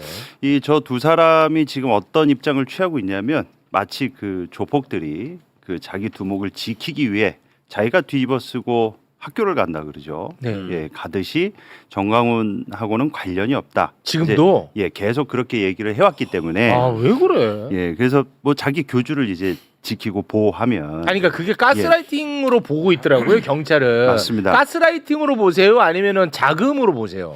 자금 겸 가스라이팅 둘 다 예, 합쳐져서 그런 게 아닌가. 그래요? 그리고 이 사람들은 여기서 만약에 등에 칼 꽂고 정광훈을 배반하고 일시직고 하고 사실대로 얘기해봤자 갈 데가 없습니다. 예, 그러니까 여기 올라탄 김에 쭉 가야. 그 이단 사이비 탈퇴자들하고 거의 양상이 비슷한 게 탈퇴하면은 보복을 당하거나 그리고 그쪽에서 완전 매장당하기 때문에 그 이후로도 되게 고달파집니다. 예, 그런 여러 가지 복합적인 이유가 있는데 이게 되게 좀 특이했던 지점이 뭐냐면요. 압수수색 영장에 보통은 신앙심을 종교적 가스라이팅으로 이용했다라는 이런 워딩 같은 거를 저희가 이 종교 사건, 강력 사건 많이 해봤는데 한 번도 이런 걸 본 적이 없었거든요. 네. 그러니까 좀 그동안 무슨 일이 있었는지 좀 대략 설명을 해드리면 네네. 저희가 저희 평화나무 기독교회복 센터에서 작년 12월에 계엄령 선포했을 때 이미 내란 선동 선전으로 고발을 했습니다. 정광훈이를? 예. 네. 서부지법 그랬었죠. 그 폭동이 있기 전에 했습니다. 네. 예. 그러면서 경고를 했죠. 냅두면 한국판 IS 된다. 예. 그러니까 무슨 일이 일어날 것 같으니까 네. 빨리 이거를 좀 수사 당국이 조처를 취했으면 좋겠다. 그렇게 이제 얘기를 했었는데 네. 아쉽게도 뭐 서부지법 폭동 사건이 일어나지 않았습니까? 근데 그 이후로도 또 그 사건 이후로도 저희가 지속적으로 내란 선동 선정으로 했는데 이 정광훈 씨뿐만 아니라 정광훈 주변부 인물들도 저희가 내란 선동 선전 혐의로 똑같이 고발을 했습니다. 근데 그 근거가 뭐였냐면요. 2차 계엄을 일으켜야 된다고 대중들 앞에서 선동 선전한 것을 저희가 그냥 한 게 아니라 저희 로펌을 통해서 법률 자문을 받고 예전에 그 이석기 의원 그 판례를 저희가 확인을 한 다음에 그걸 동일하게 적용을 해서 했는데 정광훈 씨만 빼고 정광훈 씨 오른팔 왼팔 막 2차 계엄 해야 된다라고 선동했던 그 당시의 사람들 최근에 싸그리다 무혐의가 나왔습니다. 아, 그랬어요? 예, 그러니까 내란 선동 선전 혐의에 관련해서는요. 예. 그러니까 이제 저희가 봤을 때 무슨 판단이 드냐면 경찰이 이게 내란 선동 선전 혐의로 아직 정광훈만 결과가 안 나왔지만 이거를 그 혐의로 송치시키고 나중에 기소돼서 재판 열리면 이거는 해석의 여지가 다분하기 때문에 뭔가 빼박으로 가려고 압수수색 영장을 보면은 특수 건조물 침입 교사 혐의입니다. 의외로 지금 대외적으로 알려진 거는 내란 선동한 걸로 많이들 알고 계시잖아요. 근데 메인으로 무게감 있게 잡은 혐의는 특수 건조물 침입 교사 혐의였습니다. 그래서 제가 그 매부시 오기 전에 또 기사 조금 전에 난 걸 봤는데 그 배임 혐의로 또 이제 경찰이 수사 중이라는 기사도 떴습니다.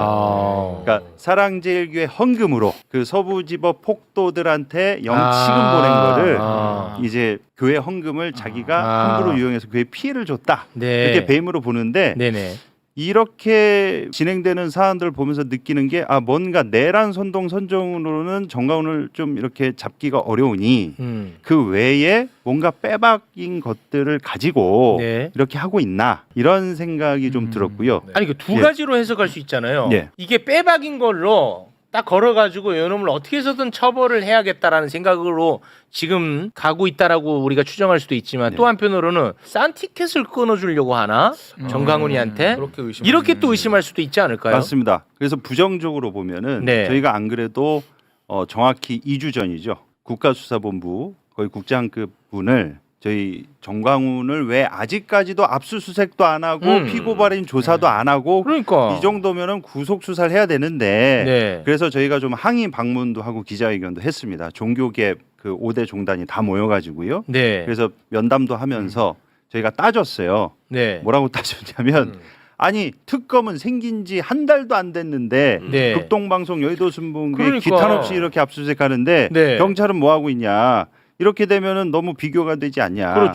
그리고 아직까지 압수수색이나 뭐 사랑제일교회를 압수수색했다는 뭐 소식도 없고 피고발인 소환 조사도 안 하고 있으면 이 경찰이 봐주나 이런 느낌을 지울 수가 없다. 그러니까 신속하게 뭔가 액션을 취했으면 좋겠다라고 저희가 항의를 하기까지 했습니다. 그런데 지금까지 진행된 사안들을 보면 이거는 이제 좀 부정적인 피셜로 생각해 보건데 이미 갖고 있을 거 다 갖고 있고 증거들이요. 그리고 내란 선동 선전 관련해서도 뭔가 왜냐하면 지난 4월에 이미 정광훈 씨에 대해서 사랑제일교회 압수수색하기 전에 통신 내역을 압수수색했다고 했거든요. 경찰이. 그러면 어느 정도 이 포렌식에서 확인될 것은 이미 확인된 상황이었는데 정권 바뀔 때까지 기다렸다가 그리고 또 특검이 약 뭐 경찰하고 검찰하고 뭐 경쟁 구도 같은 게 또 있다고 하더라고요. 그래서 특검이 여의도순복음교회랑 극동방송 했는데 분위기가 역풍 안 맞고 자연스럽고 통일교도 뭐 했는데 분위기가 괜찮으니까 야 우리도 하자. 에라이. 그렇게 한 게 아닌가라는 의심이 들었습니다. 슬픈 현실. 근데 그 나오는 보도를 보니까 말이죠. 그러니까 그 폭동이 있었던 게 1월 19일.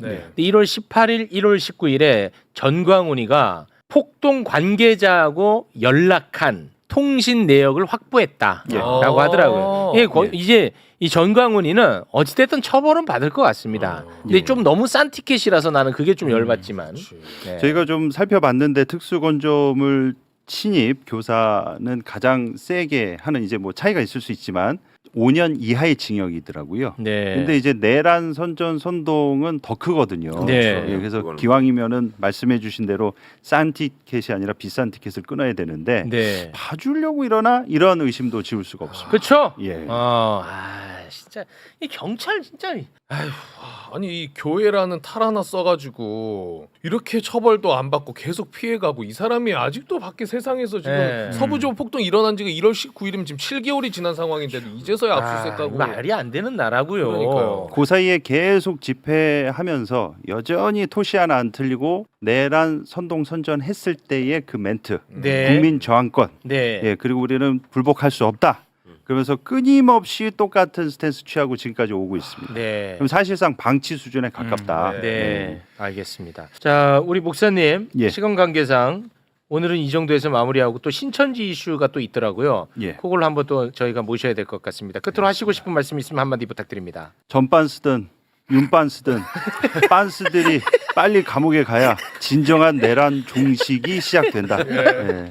아니 목사님 이 댓글에 예. 왜 전광훈이가 빤스 목사냐 모르시는 분들이 계시네. 그거 설명 한번 해주세요. 예전에 그 집회할 때 자기한테 이제 충성하는 목사한테 충성하는 교인을 검증하는 방식 중에 하나가 네. 여성 교인한테 팬티를 내리라고 따로 불러서 팬티 내리라고 해서 팬티 내리면 네. 그거는 이제 진정한 자기 교인이고 네. 안 내리면 똥이다 이렇게 얘기한 것을 해서 빤스 목사가 됐는데 이 빤스 목사를 하도 하니까 이 소송을 걸었었습니다. 아 그래요?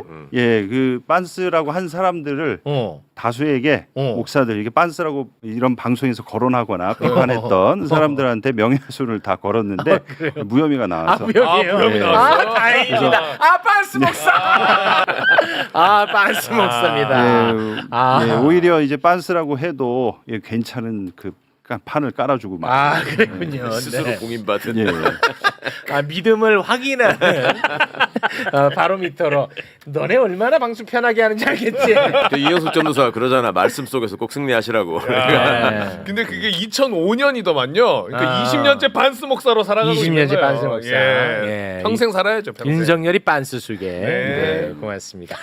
자, 지금부터는 조금 분위기를 바꿔서 가야 될 것 같습니다. 네. 굉장히 좀 무시무시한 이야기를 지금부터 좀 해야 될 것 같은데요. 아무튼 이상한 우리가 과거에 있었던 일 중에 와 이거는 도저히 해석이 안 된다. 이건 너무 이상하다. 너무 비정하다. 너무 비참하다. 너무 잔인하다 싶은 것들은 김건희 냄새가 나는 거예요. 관련해서 오늘 이야기를 나눠볼까 하는데요. 국정원 출신의 박선원 의원님이 나와주셨습니다. 박수로 맞이합니다. 네. 의원님. 예, 안녕하십니까. 지난번에 노상원의 수사 2단을 놓았던 이유. 야, 그거 진짜 대박이었어요. 대박이었어. 그거 진짜 대박이었습니다. 화제 많이 됐고 사람들이 다 무릎을 쳤어요. 원래 정보라는 게 취합하면 분석하고 그거 대박이었어 진짜. 전망까지 해야 되는 것이 정보의 임무입니다. 좋았습니다. 처음 들었던 분석이었어요. 근데 네. 그 진짜 딱 이해가 되는 분석이었죠. 네. 네. 자, 오늘은 근데 좀 굉장히 무겁고 무서운 이야기를 나눠볼까 합니다. 2024년 1월 3일에 이재명 대표가 테러를 당해서 목숨을 잃을 뻔했습니다. 근데 사건 직후에 너무나 이해하기 어려운 일들이 많이 나왔어요. 갑자기 사건 현장을 물청소를 해버린다던가. 맞아요. 그리고 사고가 딱 나자마자 나왔던 보도들은 뭐 경상이다. 뭐 그런 정말 이해할 수 없는 뭐 과도로 찔렸다. 뭐 노인이 찔렀다. 뭐 이런 것들이 막 나왔단 말이야. 진짜 이해가 안 가잖아. 굉장히 좀 이상했단 말이죠. 그런데 더 이상한 점들을 박선원 의원이 어제 오늘 기자회견을 통해서 폭로를 했습니다. 김건희의 측근이자 검사 출신이자 국정원 법률특보 김상민이 기억하지? 잘 챙겨두라고 한 김상민. 네네네. 김상민이가 여기서 나옵니다. 이 김상민이가요. 윤석열 파면이 4월 4일 당했거든요. 네. 파면 직전에 이재명을 향했던 테러를 축소를 합니다. 이게 한참 지나서잖아. 김상민이가 축소를 해서 대선 기간에 이재명 후보를 위험에 노출시키려 했다라는 의혹이야. 간단하게 정리하면. 와, 이게 진짜 끔찍한 의혹제기입니다. 축소시켜서. 예. 관련해서 국회에서 기자회견을 했는데요.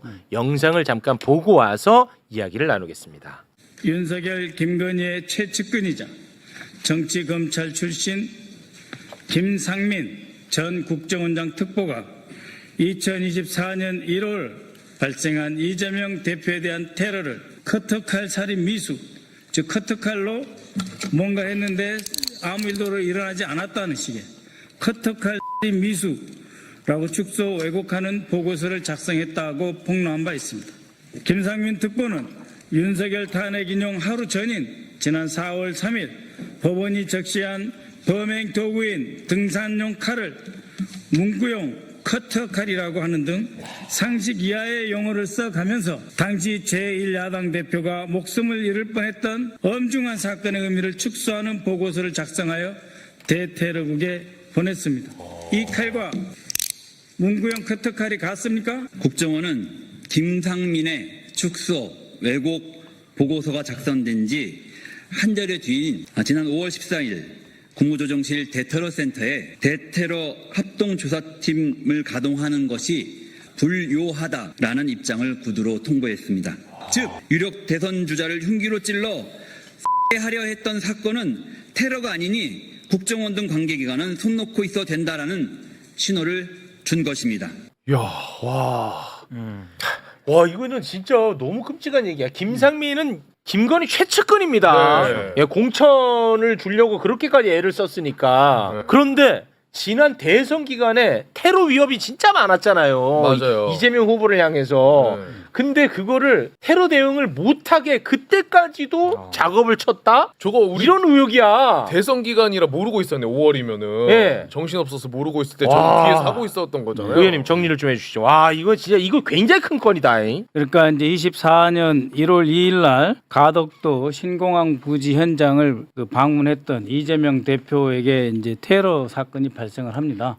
예, 그때 사용됐던 칼입니다. 여러분 이게 좀 보기 흉한데 어쩔 수 없이 다시 가져 나왔는데 이 칼입니다. 그렇습니다. 이 칼을 이제 갈아가지고 양념해서 이걸로 살인을 하려고 한 것이죠. 근데 김상민이라고 김건희 윤석열의 가장 가까운 측근 조국을 잡아 없애준 그래서 너무도 고마운 김상민이가 보고서를 작성하는데 김상민이는 대테러센터에서 국정원의 대테러국장이 김상민에게 이 사건을 테러로 볼까요 말까요 하는 의견을 물으니까 이런 사건이 아니고 이걸로 그냥 긁힌 정도 사건인데 뭐 테러냐 하는 보고서를 쓴 거예요. 와. 네? 그것도 언제? 25년 올해 4월 3일.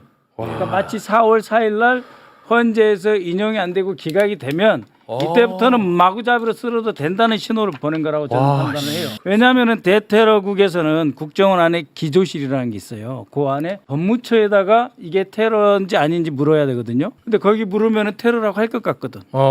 거기는 진짜 변호사들이 있어요. 네. 그러니까 가장 가까운 조태용의 오른팔이자 김건희, 윤석열의 최측근이에요. 가장 측근인 법률특보한테 물어봐서 보고서 제목이 야당 대표 커터칼 살인 미수 사건 그 테러 아니다 이거예요. 아니 그 보고서가 진짜 2025년 4월 3일 보고서예요? 예, 그렇습니다. 아니 이미 그 사건의 진상은 다 밝혀졌는데 와 한참 그러니까 이게 지나서 올해 1월 경에 대법에서 이거는 테러라고 규정이 됐어요. 네. 이 사람이 김진성이가 확정 판결. 야당 대표를 정치적 목적으로 살해하려고 해서 이건 중대한 문제다. 헌정 질서를 위협하는 문제라고까지 판결을 했음에도 불구하고 네. 대선이 다가오고 그다음에 여차하면 이재명을 다시 보내버리든지 뭔가 해야 될 그런 위기에 사로잡혀서 4월 4일 날 헌재에서 기각되면은 이재명 대표를 왜냐하면 대선이 없으니까 또 이렇게 없애버리려고 한 거고 그다음에 5월 14일 날 이 보고서에 근거해서 국가정보원 대테러국이 국무조정실 대테러센터에 구두로 통보를 합니다. 자 잠깐만요. 이재명, 자, 요 부분을 우리 곽수산 씨가 읽어주세요. 이게 한참 그러니까 진상규명 다 되고 대법에서도 다 결론 난 일이야. 그리고 2025년 4월 3일에 작성된 보고서입니다. 네, 결국 피고인에게 확정된 판결에 의할 때 본건 커터칼에 의한 살인 미수 행위는 테러 방지법에서 정한 테러에 해당한다고 볼 수 있는 증거가 없다. 와, 이 미친 거야. 이 진짜 미친 거야. 이게 보고서 이건 내용이에요. 분명한 의도가 있는 거야. 커터칼이라 해서 증거가 없다는 거 아니에요. 이 칼이 있는데. 그러니까 우리가 다 알고 있었는데. 경정맥의 67%가 잘려가지고 1mm만 더 갔으면 돌아가실 뻔했는데. 와. 제가 이재명 대표께 약속한 게 하나가 있었는데요. 정권 교체되면 이 사건을 반드시 밝히겠다. 아, 네네. 왜냐하면 이거는 국정원하고 총리실하고 다 연관이 돼 있으니까. 네. 정권 교체가 안 되면은 이 사건을 밝히기 어렵거든요. 네. 근데 지금 우리가 정권 교체된 지 64일 됐는데 네. 정말 조금 안타까운 마음에 이 문제를 다시 제기를 하는 것입니다. 해야 됩니다. 이거는. 왜냐면은 5월 14일이 어느 날이냐면 5월 14일. 5월 12일부터 대선 후보 등록을 해요. 등록을 했는데 올해 5월 12일 잘 기억하시면 그 전부터 이재명 대표에 대한 테러 첩보가 엄청나게 많이 나와요. 맞아요. 그래서 뭐 유리로 방탄벽을 쌓느니 많이 그런 준비를 실제로 하고 있던 때란 말이에요. 그때 총리실 대테러 센터에다가 테러 아니다. 그건 뭐예요? 총리실의 국무조정실 밑에 있는 대테러 센터가 합동조사팀이나 이런 걸 운영하지 않아도 된다라는 거잖아요. 와. 그러니까 뭐예요? 국정원, 경찰, 군, 소방방지청 일체를 무장해제 시켜놓은 거예요. 와. 그러면 뭡니까? 이재명 후보, 근데 대통령 후보입니다. 어떻게 해도 된다는 그런 신호를 준 거잖아요. 그렇죠. 뭐 경악을 금치 못하겠더라고요. 그래서 이거는 그냥 갈 일이 아니다. 그래서 정말 이 총리실에서 국무조정실에서 다시 이걸 조사를 해라. 그리고 국가정보원에서는 이런 판단 다시 내려야 된다. 그리고 검찰과 부산경찰청에서 이거 재수사해야 됩니다. 그런 문제 제기를 이제 어제 기자회견을 통해서 했습니다. 야, 이건 진짜 심각하다. 아니 그때 또 가뜩이나 테러 위협의 제보가 많이 들어왔는데 그때 너무 이상하게도 국민의힘 쪽에서 엄청나게 조롱을 많이 했어요. 박규택이가 그 방검복 입고 네, 방검복 입고 나와서 조롱하고 뭐 맨날 아무튼 그 사람들이 나오고 맨날 그 보호막을 자꾸 없애려고 그러니까. 그런 얘기들을 많이 했거든. 근데 물밑에서는 또 김건희 측근이 이건 테러가 아니라는 것을 또 작업을 하고 있었어. 예. 이게 진짜 끔찍한 일이라니까요. 그래서 혹시 이 파일을 혹시 띄울 수 있을지 모르겠는데요. 다 띄워드립니다 저희가 오늘은. 한번 네. 차분하게 좀 이야기. 이건 뭐냐면은요. 24년 1월 2일 사건이 나고 10시경에 소방 구급 발생 일보가 나옵니다. 소방 구급 발생 일보에서 뭐라 그러냐면은 이 사건에 대해서 괴한에게 피습되었고 목 1.5cm 열상 칼로 찢겼다는 거예요. 패여서 찢겼다는 뜻이거든요. 네. 이런 사건이다 해서 소방청에서 보고를 올립니다. 소방청에서. 그런데 일보. 네, 바로 직후에 다른 보고서가 올라갑니다. 이건 뭐냐? 대테러 종합상황실 2보가 올라가요. 2보. 2보에서는 뭐예요? 이건 작성은 어디서 하는 거예요? 그러니까 대테러 종합상황실인데 예. 이재명 대표 의식 있음. 요게 왜 올라갔느냐? 부산대학교 응급실에 국정원 부산지부 대테러과 과장이 이 현장에 있었어요. 부산대 의대 응급실에. 그래가지고 이자가 나타나가지고 대통령님이 이재명 후보 대표가 살아 계시는 것을 확인하고 살아있다 이런 식으로 보고를 올리니까 의식 있음 이렇게 가는 거예요. 의식 있음 적혀 있고. 그러니까 별거 아니네 이렇게 이제부터 완전히 뒤집기가 시작되는 거예요. 그래서 60, 70대 노인이고 괴한이 아니고 출혈량도 적고 과도가 여기서 나오네. 과일 깎는 칼이고 과도. 목 부위에 1.5cm에 불과하다. 이렇게 출혈량 적은 상태. 요게 다 나오네. 네. 그런데 아까 그 보고 체계 있지 않습니까? 이 보고 체계. 네, 보고 체계. 이거를 보시면 제1보 소방1보는 소방방재청에서 대테러 센터로 올라가는 거예요. 총리실로. 네, 총리실. 그거를 뒤집어 엎는 보고서가 국가정보원 쪽에서 센터로 2보가 올라간 거예요. 국정원 쪽에서. 그래서 그 2보가 올라가는 갖고 완전히 물타기 시작되고 딱 12시 지나면서부터는 헬기 갑질로 이걸 뒤집어 버리잖아요. 그것도 국정원 작품이라고 보시는 거예요? 저는 그렇게 봐요. 왜냐하면 헬기 갑질로 하면서 온갖 유튜버들이 다 난리 났었어요. 우리 이재명 대표가 마치 무슨 자작극 꾸민 것처럼 뒤집어버려요. 대테러 방지법에 의하면 이제 이런 것을 일체 금지시키게 돼 있거든요. 테러 피해자를 보호해야 될 의무가 있어요. 테러 방지법에 보면 국가정보원은 테러 피해자를 보호해야 되는데 보호하는 게 아니고 오히려 별거 아니다 해놓고 오후부터 뒤집어 버린단 말이에요. 이제 알겠다. 그러니까 생각해 보십시오. 만약에 그렇게 뒤집힌 과정에서 우리 대표님한테 정말 무슨 일이 있었어 봐요. 그러면 사고로 끝나버리는 거예요. 아니 봐봐. 이게 자연 발생적으로 사람이 죽을 뻔했어. 근데 그 사람을 조롱하고 자연 발생적으로 조롱하고 저 사람을 비난하는 여론이 형성이 되겠습니까? 절대 안 되죠. 절대 안 될 거 아니야. 근데 이상하게 그때는 죽을 뻔한 사람 이재명 대표를 향해서 엄청나게 조롱의 여론이 많이 퍼졌어. 이게 어떻게 가능한가 싶었거든. 야 세상이 어떻게 이럴 수 있나라고만 난 생각했는데 그럴 때는 국정원이 개입했을 가능성이 높은 거야. 야 그때 막 지역 의료 패싱이다 그걸로도 난리였잖아요. 그리고 자작극 얘기가 왜 나오냐고. 그치. 그러면서 이 대표님의 피습 현장을 완전히 물청소해 버리잖아. 물청소에 싹 쓸어버립니다. 그때 제가 저 현장에 나중에 갔고 그 교수를 찍은 사람한테 받은 그 동영상으로 지목한 두 사람입니다. 사건 현장 훼손한 저 두 사람. 저 두 사람은 제가 부산 경찰청하고 어디다도 무조건 다시 수사하라고 할 겁니다. 그거 어떻게 됐어요, 저 사람들? 저쪽 동영상을 다 떠가지고 지금 한 사람 사진을 제가 만들고 있어요. 사진첩을 만들어서 경찰청, 그 다음에 공수처, 그 다음에 부산경찰청에 다 보낼 겁니다. 저 사람 찾아가서 아직은 못 찾았군요. 누군지는 모르는 거죠? 얼굴 사진만 지금 다 한 20명 모으고 있어요. 그러한 그 잔인무도한 사건인데 와, 이게 대선 때까지 이어질 거라고는 상상도 못했어. 그러니까요. 이상민이 그때 나와서 제대로 한번 한 거잖아요. 네?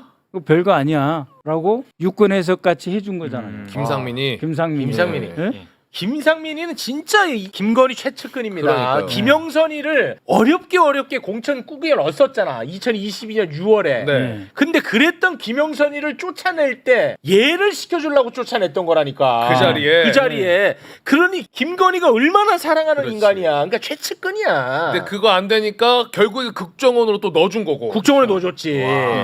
근데 하나만 더 하면 이 우리 대표님 당시 피습됐을 때 이 사진. 네, 그건 너무 끔찍해. 끔찍해서 덮을까요? 그건 좀 너무 끔찍하니까. 정말 이런 분 이 사건을 다시 이제 수사를 해야 됩니다. 네, 이건 무조건 해야 됩니다. 왜냐하면 이거 2024년 1월에 머물러 있는 문제도 큰데 거기서 멈춘 게 아니라 대선까지 이어졌다는 게 커요. 그러면은 이건 김건희 냄새가 안 난다고 보기 어렵죠, 맞죠? 맞아요. 김건희. 그러니까 이재명 이번 5월이니까 대통령 후보에 대한 공격해도 된다라고 하는 테러 조장 행위가 아니냐. 그렇습니다. 그 수사를 해야 됩니다. 대테러국이. 근데 더 웃긴 건 뭔지 아세요? 그 테러국장이 지금도 있어요. 지금 그 테러국장이 1년 반에 3번 승진합니다. 와. 3급, 2급, 1급으로. 1년 반 만에요? 네, 있을 수 없는 일이에요. 국정원은 진짜 어렵거든. 이거 간첩 잡아도 이렇게는 승진 못합니다. 와, 그러니까 승진해? 아주 초동 단계부터 이 사람이 계속 끼고 다니면서 이 사건을 은폐하고 왜곡하는데 공을 세운 사람이다. 그리고 이 공을 세운 과정에서 1급 국장이 되고 이런 과정에서 조태용과 이 김상민은 엄청나게 봐주기를 한 거다. 이거 엄청. 그래서 이거는 감찰 조사뿐만 아니라 수사 의뢰를 해야 된다 국정원이. 저는 이렇게 주장을 하고 당시에 그 부산대 의대 응급실에 갔던 대테러 과장이 있습니다. 부산지부 대테러 과장. 그 이름도 아는데 그 사람도 다시 수사하고 국무조정실에 있는 대테러 센터장은 김혁수 이름 말해도 돼요. 김혁수 장군이 있고 그 밑에 정모 기획관이 있어요. 그 기획관도 지금 수사를 해야 된다.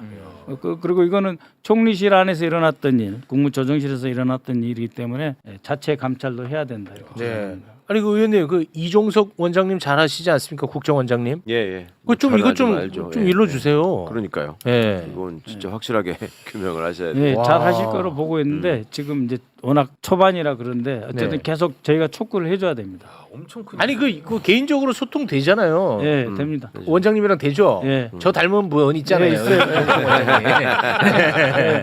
그러니까 이종석 원장님한테 조금 미안한 일일 수도 있지만 이거를 제가 공개적으로 이거를 한번 제기를 해놔야. 이건 여론 형성 제가 필요해. 개인 이종석 원장님한테 친하다고 해서 뭐 하고 계시면 이럴 수는 없잖아요. 공개적으로 다시 재공론화를 해서 다시는 이렇게 대통령님이 입장에서 보면 지금 정권 교체 64일 돼가고 있는데 이 문제에 대해서 아무도 안 들여다본다면 말이 안 되는 거죠. 의원님 이거 재공론화가 아니에요. 대선 기간에 이 플랜이 있었던 건 몰랐어요. 그러니까 4월 3일, 5월 14일은 모르는 거잖아요. 몰랐지. 아니 왜 굳이 이재명 후보에 대한 테러 첩보가 그렇게 많은데 등록하고 나서 구두로 이거 이상해. 구두로 총리실에 그때 총리 권한대행은 이주호 이주호 전화해가지고 대테러 센터에 어떻게 보면 이제 총리실 안에 주인도 뭣도 없는 상황이니까 니들 손 놓고 있어라고 하는 지시를 한 거나 똑같아요. 국정원의 대테러국에서.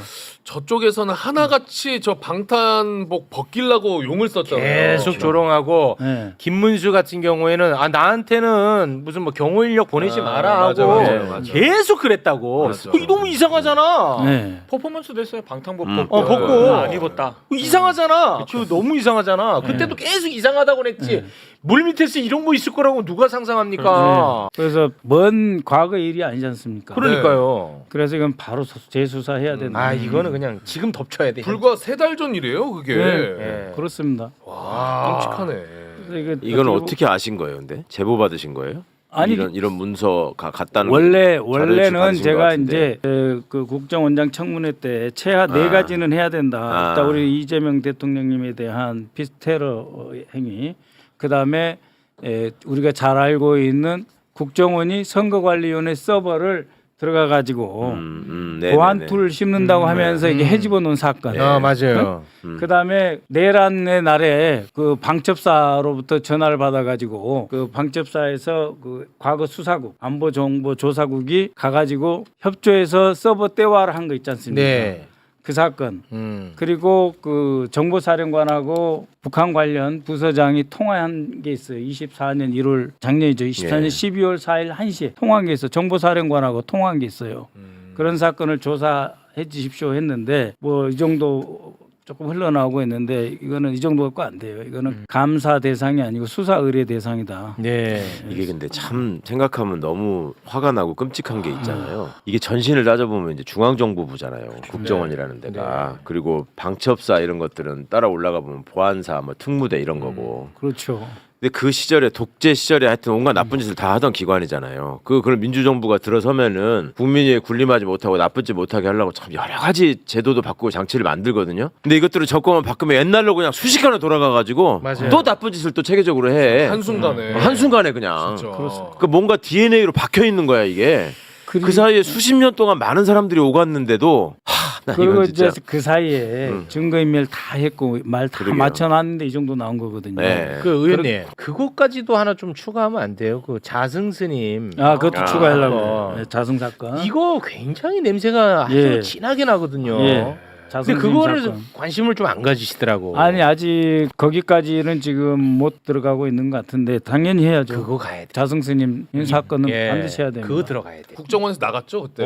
그렇죠. 단체로 국정원에서 70에서 80명이 나갔다는 거예요. 엄청나게 나간 거예요. 아니 간첩 잡으러 갈 때도 대여섯 명도 안 나가요. 그렇죠. 근데 밤에 불났다고 스님 불났는데 먼 데를 또 그거를 70명, 80명이 나갔다고 하잖아요. 자승스님. 대테러국하고 안보정보수사국 두 군데 합쳐가지고 순식간에 보냈다고 하지 않습니까? 이거 조사해야 돼요. 증거는 다 있습니다. 다 있어요. 거기 정말 바늘 하나까지라도 다 증거는 이미 온갖 국정원에 기관에 있다. 이제 검사들이 파견 나가가지고 무슨 자리에 가 있는 걸 우리가 항상 비판했잖아요. 네네. 그럴 때 쟤들이 공식적으로 내세우는 명분은 검사가 가가지고 엄정한 법적 검토를 통해서 내부 비리나 이런 것들 아니면 내부에서 뭐 없어지는 사건들 이런 거 안 되게 긴밀하게 일하고 그 다음에 합법적으로 또 인권을 보장하면서 행정이 이루어지게 하기 위해서 필요하다. 이런 식으로 하면서 맨날 국회 답변이 그런 식으로 하거든. 가서 하는 짓 보면 이런 거를 오히려 일도 축소시키고 나쁜 짓 하는 이런 데다가 머리를 쓰고 이것도 진짜 정말 심각합니다. 근데 어찌됐든 간에 이상한 일은 결국은 김건희 이름이 바로 수면 위로 떠오른다는 사실. 그렇죠. 와. 바로 그겁니다. 그러니까 중간 총매로 항상 검찰이 끼고 그다음에 김건희가 이렇게 있고. 검찰과 김건희는 정말 한 몸처럼 움직여. 그리고 크고 중요한 사건일수록 여기 이게 그렇죠, 핵심이에요. 그렇죠. 아무것도 아닌 사건에는 김건희가 끼지 않아요. 네. 중요한 사건. 반드시 우리가 짚어봐야 할 사건에는 반드시 김건희가 있다. 그다음에 돈을 먹을 수 있는 사건. 여기 돈 없이 들어가야 돼요. 그렇습니다. 그래서 아까 그 뭐 큰 거 한 장 하는데 한 장은 옛날에나 지금이나 1억인데 큰 거 한 장은 저는 1억이라고 보지 않습니다. 권성동이 큰 거 한 장이 1억 아니에요? 아니 그냥 한 장이죠 그거는. 그거는 그냥 한 장이야. 그냥 한 장이지. 요새 어떤 세상인데 1억이 그냥 한 장이지. 큰 거 한 장은 최하 10억이죠. 저는 그렇게 봐요. 누가 한 장 서포트 해가지고 적어 놓습니까? 큰 거 한 장 하니까 적어 놓는 거고. 그것도 대선 자금으로 쓰라는 취지잖아요. 좀 저 사람 메모라이로 하면은. 근데 그거를 1억 주고 생생될 수는 없지. 만약에 1억인데 굳이 문자까지 보내서 뭐 이 돈 잘 쓰세요 하면 권성동이가 좀 짜증 낼 만한 금액입니까? 1억은? 1억은 짜증 내죠. 와, 1억은. 뭐야 뭐. 왜 이렇게 통들이 커졌어? 통이 다들 왜 이렇게 커? 규모가 커진 겁니다. 경제 규모도 그렇고. 경제 규모. 그리고 선거 자금으로 쓰려고 하면 1억은 좀 부족할 수도 그럼 있으니까. 좀 작은 돈이죠. 지금 그 특경법 같은 경우에 뭐 5천만 원 이상이 맞아요. 1년이고 그거 올려야 뭐 된다고 1억에 많이 하죠. 1년인데 요새 네. 다 올려야 된다고 하는 게 경제 규모가 커져서 그런 거잖아요. 네. 10억은 대주주 안 된다고 또 똑같은 거고 네. 마찬가지에 큰 거 한 장이 어떻게 1억입니까? 그 의원님, 네. 그 국정원 관련 이슈를 의원님과 저희가 네. 좀 다음에도 밀도 있게 다뤄야 될 것 같아요. 왜냐하면 지금 그 사건을 잘 모르시는 분들이 많네. 저희가 한번 다루긴 했었는데 자승스님 관련해서도. 네, 그렇죠. 그걸 저희가 모두 하나씩 국정원 이슈를 한번 좀 다뤄보면 좋을 것 같습니다. 그렇게 하시죠. 알겠습니다. 오늘은 그럼 여기서 마무리를 짓겠습니다.